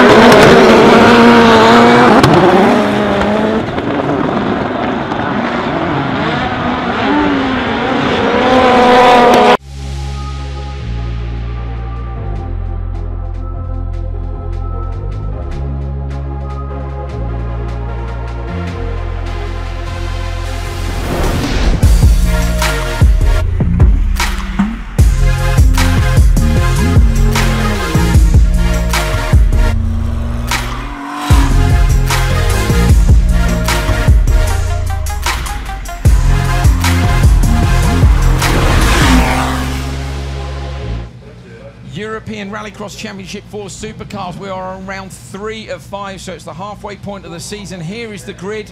Alexander Wahl and Anton Markland on the front row. Row 2, Peter Hedstrom and Olaf Froschhaug. And row 3, René Munich and Mats Oman.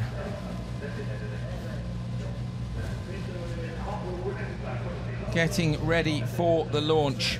Wahl, previous winner, of course, in this category, won the final 2 rounds of 2013. The last time it was only a European Rallycross Championship. He won in Austria and Germany. Anton Markland won earlier this year in Spain. He was 2nd in Norway. Alexander Wahl was 3rd in Norway. So these are form guys, both the front row, been on the podium already this year.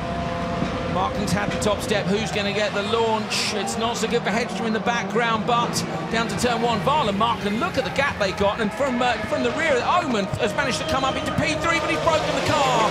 Oh, that's absolutely gutting. So Oman's broken the car on the way down to turn 1. That is a real shame. He'll try and get it out of the way, I'm sure. Alexander Wahl is leading from Anton Markland. Fantastic start there from Wahl. You know, he literally hooked it up off the line.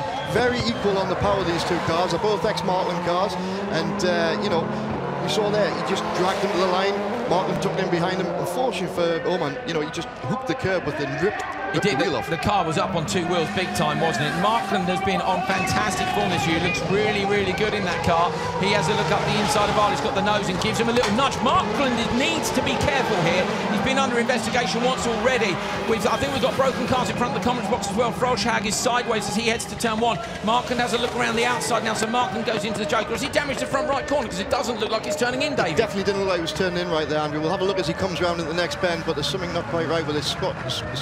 Has he got a puncture? He hasn't got a puncture from what we can see. So Markland holding on at the minute. Has he got damage on the car? The front right corner bumper is flapping. That's where he's been tapping up against Wahl, who was leading.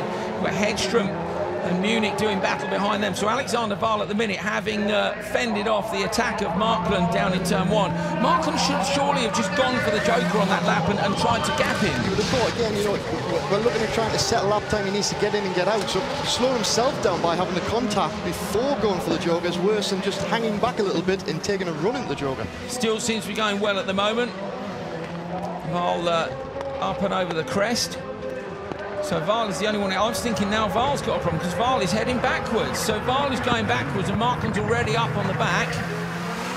So what's the problem for Alexander Wahl? Alexander Wahl is on the go slow and up the inside. There we go. So Markland is back into the lead. I was just thinking about, I was looking at it and confused by the fact that they were already up behind Wahl. So Wahl has definitely got a problem. Markland is choking and comes straight back out behind. Hedstrom, he's right up behind Wahl as well now, and Wahl hasn't even managed to do it. So There we are, Vance. Hedstrom through the hairpin. There he is, Vance going backwards again. So Munich has managed to get through there as well.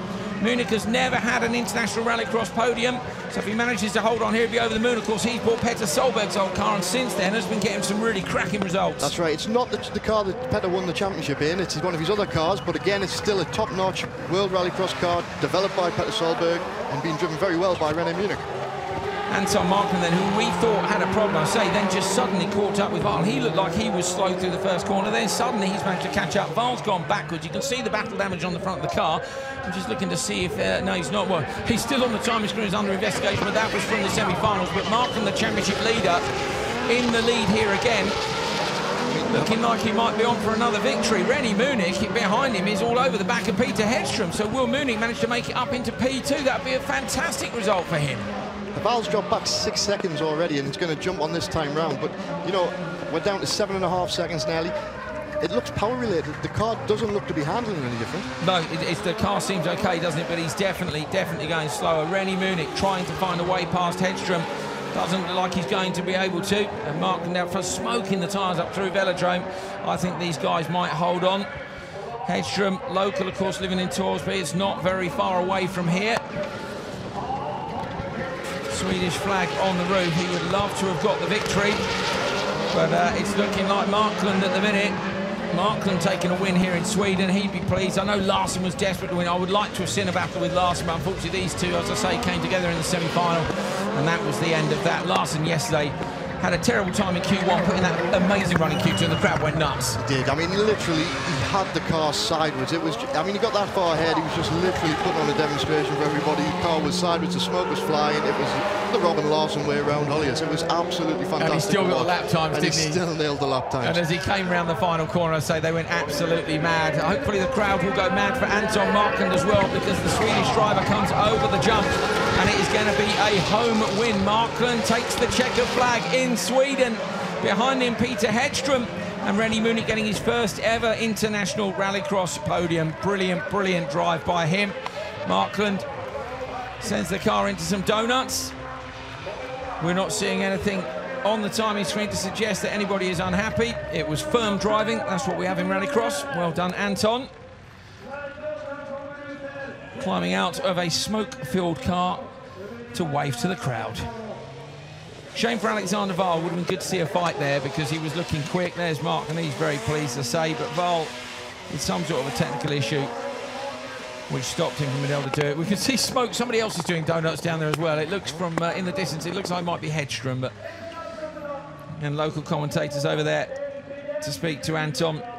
Munich rolls back towards the paddock, and the crowd waiting for just one last race. Let's have a look back then at some of the action from these. At this point, these two hooked it up massively off the front row. They did. I mean, if you look, Hedstrom literally had a little bit of a bog on the start line, didn't get a great start. Unfortunate for man, hitting the curb, ripping the wheel off. It's a shame. But these two, watch here now. Up the inside, little touch, fine. Push again, it was a bit of throttle in the middle of the corner twice where he just had a little nibble at him. I get it, you've got to try and get past. In fact, it didn't matter because in the end he managed to do it with Joker and Val having the problem, but you never know, maybe Val had a problem from the contact. Either way, you know, that's rallycross, and we don't want to see people not try to overtake, but see there we go, that's clean. That's Val's got the problem. Set him up, go up the inside, and away you go. Well, either way, Markland's done it, and that is Markland's second win of this season. He's been on the podium at all the events so far. And with Tamas Paukis retired, unfortunately, with roll cage damage in, I think, Q1 this weekend. So disaster for him in P3 in the series. Larson, I say, didn't make it through thanks to the semi-final. Whereas Markland has taken his second win of the year. There it is. Peter Hedstrom in P2. René Munich with that podium. Froschag, Val, Oman, DNF, but still a point. And we'll be able to have a look at the championship standings at some point and see just what that's done to Markland. It was 8 points. No, sorry, it was 12 points when they came here. What will it be now? Let's have a look at the standings after round 3 of 5. And we're at 81-62. It's 19 points now. Larson is still in P2, but Rustad has moved up. Tamas Paukis, look, from third place down to P7. So that was a disaster for him. But there's another 2 rounds to come in France and Latvia. So Euro Aric Supercar is not over yet. Andreas, the car's been flying so far here in Sweden. You've only got one Volkswagen to worry about, and it's not Petter Solberg. You must be happy. I mean, like, it's going to be tough out there anyway. Johan have been really fast this weekend, so absolutely flying. We need something extra to be able to get a fight with him. It's going to be hard, but you know, in Rallycross to win, you need to be lucky, and I hope I'm a bit lucky in this final. Yeah, good luck. Thank you. Thank you. Well, we've got one more race to come for you this weekend, and it will be the 100th race this weekend here in Holjes. Another stat for you, 45,100 fans. It's a record for Holjes. We've got lots of hundreds in here, haven't we? So more than 100 cars entered as well. It's the biggest entry of the season so far. Kristoffersson pulls his gloves on. Special gloves, look, with the Swedish flag on for his home race. He's desperate for the win, but so's Kevin Eriksson. Neil Cole's down there with him now. Kevin, done a great job so far to be here in the final at home in Sweden. What would it mean to win at Holjes? Well, that would just be amazing, but you know, there's a lot of quick guys. I will just do my best. I've been fortunate enough to win once in RX2, and it was just an amazing feeling. So many family and friends and just awesome Swedish fans. So I will do my everything, and we'll see how far we'll go. Okay, good luck. Thank you. Thank you. Kevin Eriksson goes to get into the car backward with his final preparations underway. David, nervous times for the drivers. It is. You're sitting in the car, you're getting strapped in, you're starting to think about what could happen at the first corner. You know, you're starting to set your rhythm in yourself, your breathing. You know, there's Loeb rushing to get in the car there, maybe a little bit delayed, getting in, getting himself settled. Late to the car. Oh, Neil Cole is apparently going to interrupt his process even further. I think Neil's managed to grab Sebastian Loeb. Crowd are going mad. That must be for Neil, surely. Before you put your helmet on for the final in Sweden, how's it going to be? Tough, but it's interesting. We are quite in a good rhythm since the beginning of the weekend. So for sure the Volkswagen are really, really fast, but I will try my best. Good luck. Thank you. Loeb in a tearing hurry to get into the car. Timmy looking a lot more relaxed. So there we are. They were both in the first semi-final. Interestingly, the top three from the first semi-final went through, and it would have been the top three possibly from semi-final 2, but Solberg's missing, and it was P2, P3 and P4. Just goes to show you how important these grid positions are. There's Johan Kristoffersson sitting in the car waiting to go. On the right-hand side, you can see Neil Cole creeping up on him with our camera, so we're going to have a chat with him. Johan, you've done everything you needed to do to get yourself in a position for a home win. Now what's going to happen over the next 6 laps? We'll see. I mean, I will try to do a good start. Play a little bit safe in the start to not stall. And from there, I mean, pace has been fantastic all weekend. And I mean, obviously, Bakkerud and especially Loeb have been very quick. So I will try to manage my tires the first 3 laps, and then we'll see. Good luck. Thank you. So Kristoffersson saying he wants to manage his tyres. I can't imagine they're too bad. Yesterday they were saying they didn't really need to worry about it. There's Tommy. Those guys up on top of the Monster Energy rig. Pernilla still up there. They've got lots of family here. Remember, this is PSRX Volkswagen Sweden. It's a home sponsor. They would love the home win. Everybody wants to win this one. I know we keep saying it, but VW Sweden with a Swedish driver in Sweden, they'll go absolutely bonkers. Massive crowd still here. There'll be a huge queue to get out. It takes about 3 hours to get out of Holjes once the racing is finished. There's the Monster Energy Supercharge Award. That is for the fastest reaction time on the grid. In the background, you can hear the growl of Kristoffersson's car as he lines it up for a pre-warm. He rolls up to the grid. Most of them leave the car in first, just a little pull on the handbrakes. They want to make sure that it stays in gear. They don't want any false neutrals or anything. Timmy Hansen going through his procedure. He likes to fire himself up. He does. You see him literally punching his legs, slapping his hands together, even hitting his helmet at times, but that's just getting the adrenaline going in your body. You know, interesting you said, every driver has their own little sort of knack to getting on the start line and getting prepared. Mine used to be, you know, put in neutral when I got up there, sit there for 5, but I would always try and be ready ahead so that I wasn't getting sort of panicked at the end. into gear, handbrake, ready for the launch. We are ready for the launch in this one as well. Timmy has a little glance down to the wheel. Front row fully loaded. Whole grid is fully loaded. Neil Cole is with Susan Hansen. We'll have a very quick chat with her before these guys launch for round 7. You have so much history at this circuit, personally and as a team. Give us a sense of what's going through Timmy's mind now on the starting grid. He has only one thing in mind, that is to win here in Holjes on home ground, to win. How do you play the strategy? Because of course the VWs are so quick. Yeah, they're really quick. We have to try to follow them from the beginning. Hopefully we can have an interesting start and play the Joker well. Good luck, thank you. Tension building. Timmy's all fired up. You'll be able to hear the music. You might be able to hear the epic music they're playing at the venue.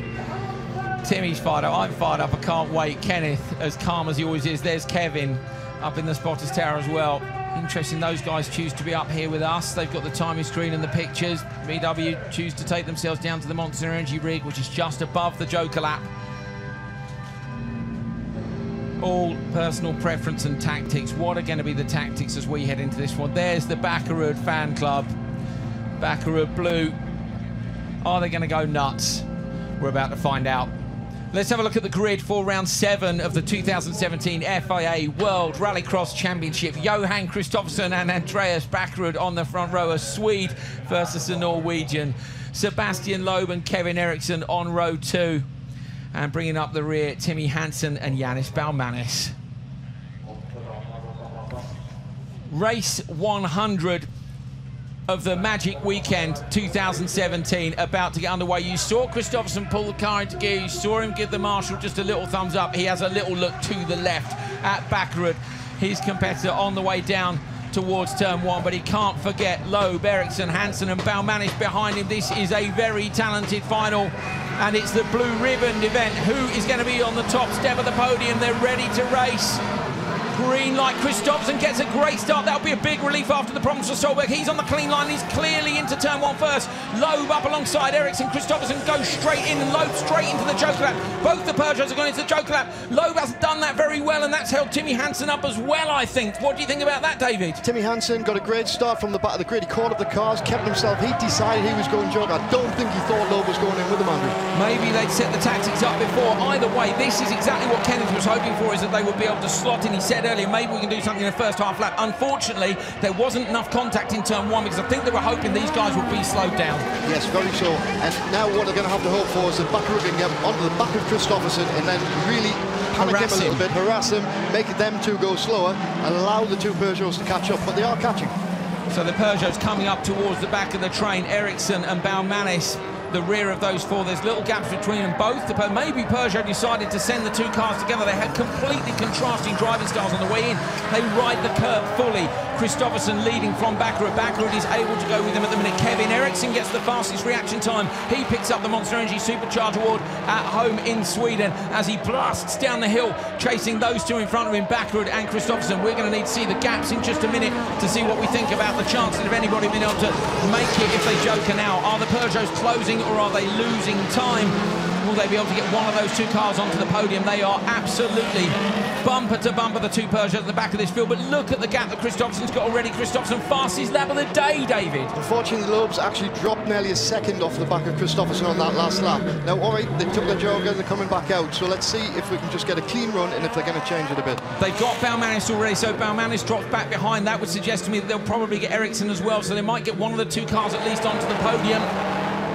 Through the left-hander up at Velodrome, they're chasing so hard. David Binks is keeping an eye on the times for us to see whether they're growing or not. Have a look at the top left corner of your screen. You've got live timing at home as well if you want it. Kristoffersson into the hairpin.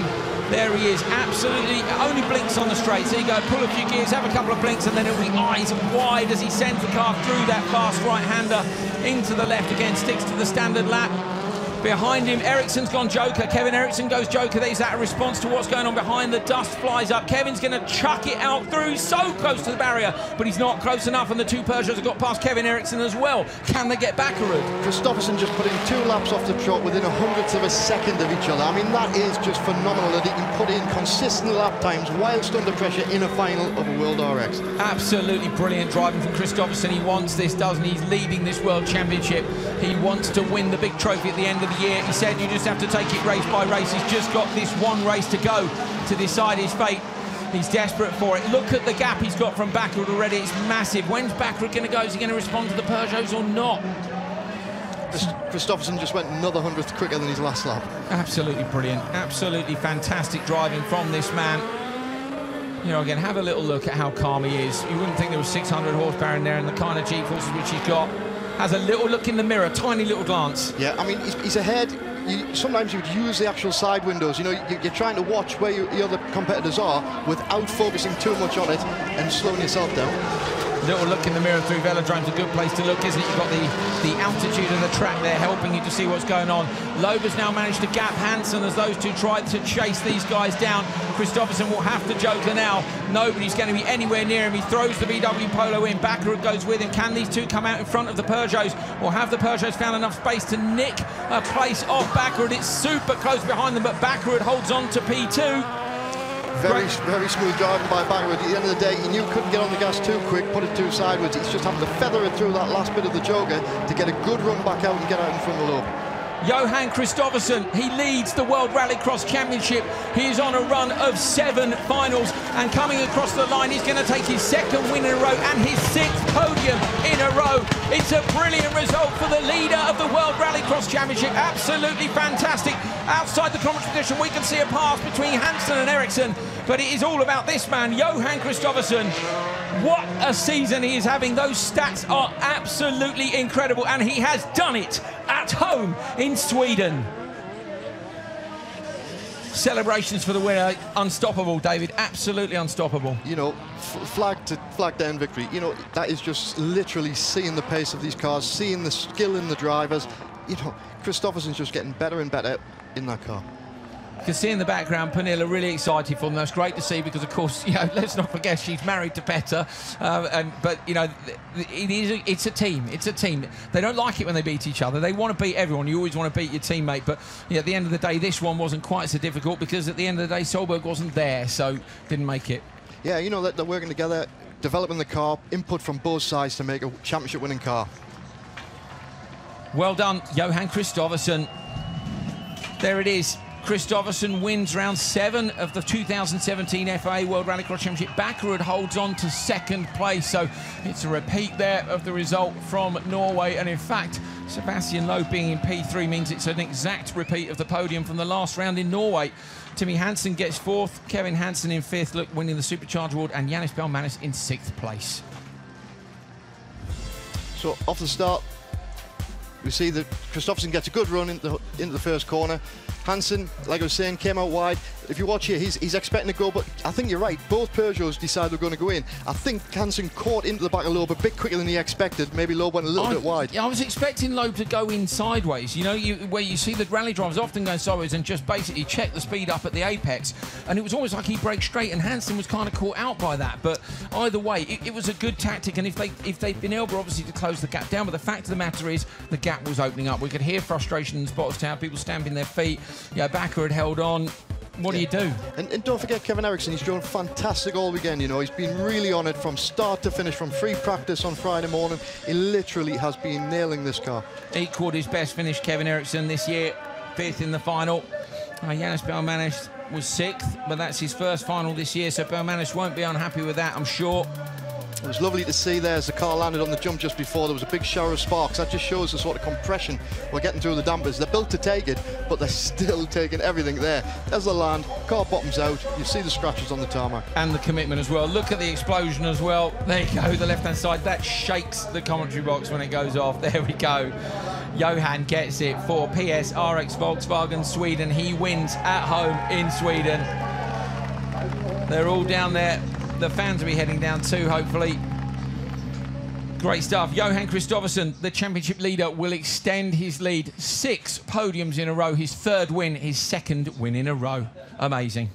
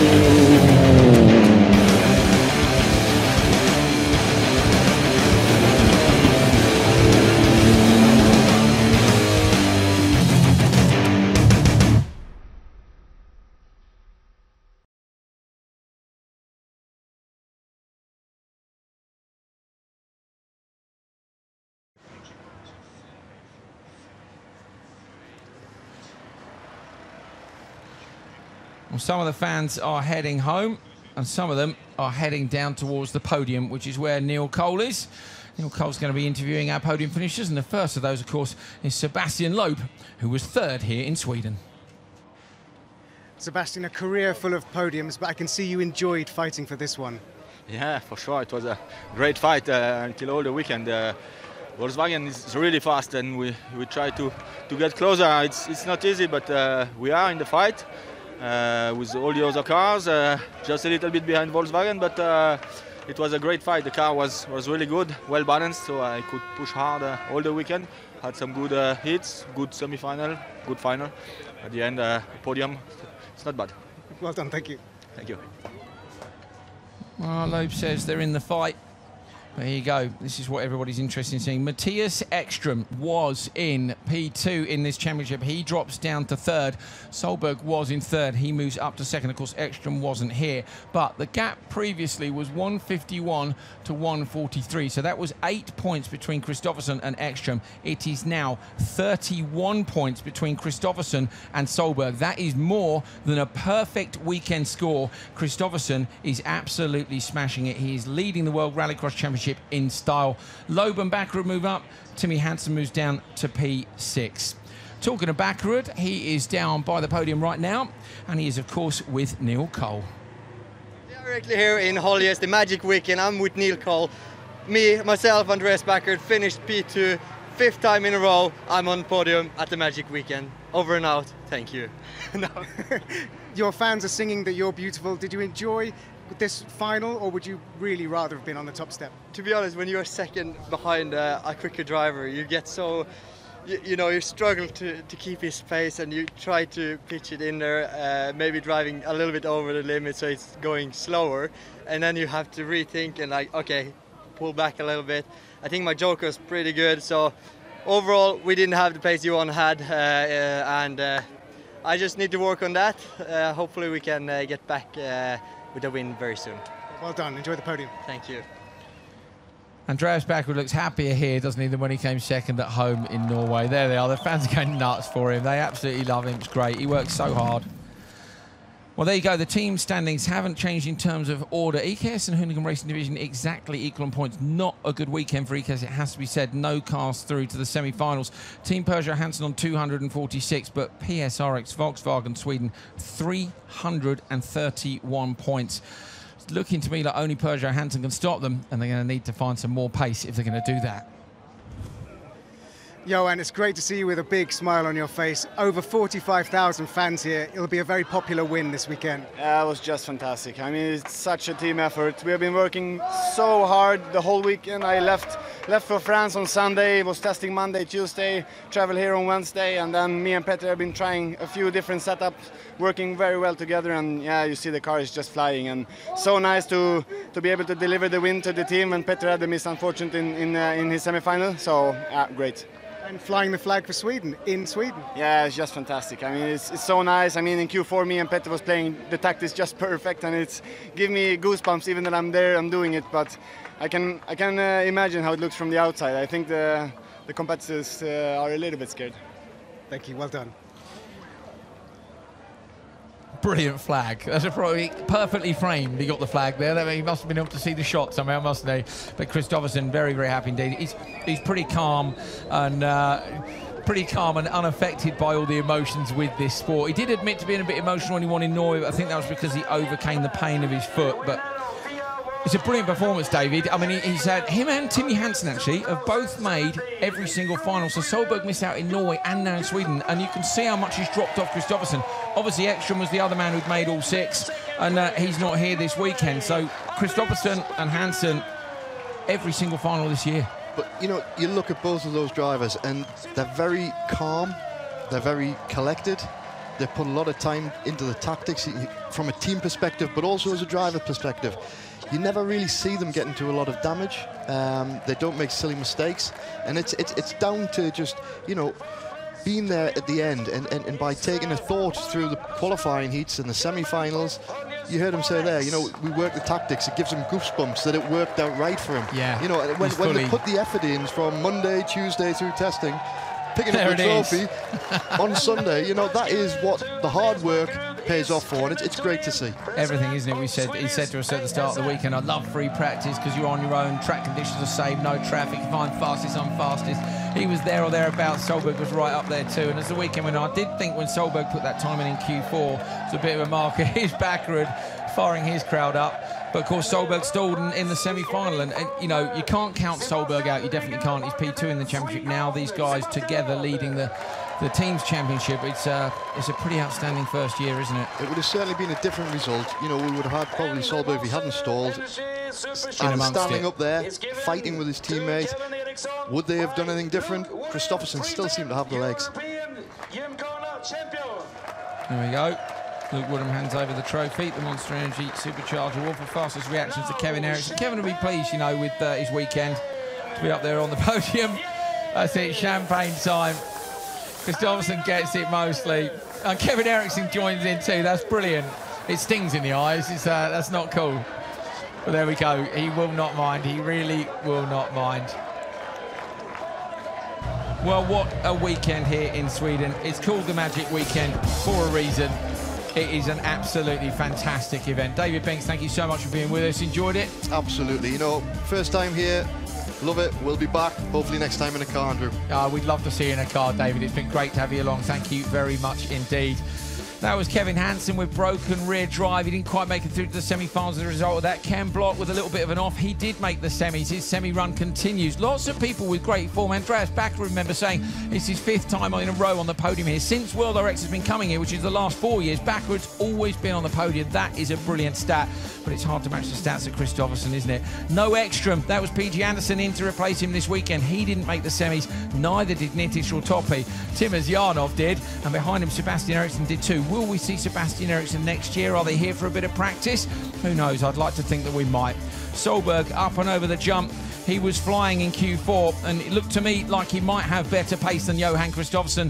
Kristoffersson would have had a look at that, stayed calm. Come semi-final time, he put in the performance he needed to put in the first one. Out in front of all these guys, they couldn't get close to him, and that was going to book his slot on pole position for the final. Semi-final 2, and that was the point at which Solberg's weekend fell apart. He stalled in the semi. There was nothing he could do. He tried hard. He got on the back of the train. Here he was.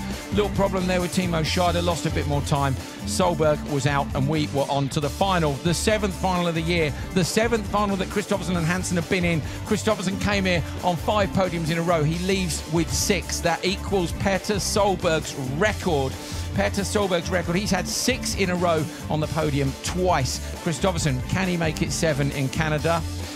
Well, we'll find out, won't we, in just a few weeks' time. Absolutely brilliant performance. He leads the World Rallycross Championship by 31 points. It's enough for him to completely skip an event if he wanted to. He won't do that. He's going to keep trying to dominate. Can he get 7 podiums in a row? Can he get 8 finals in a row?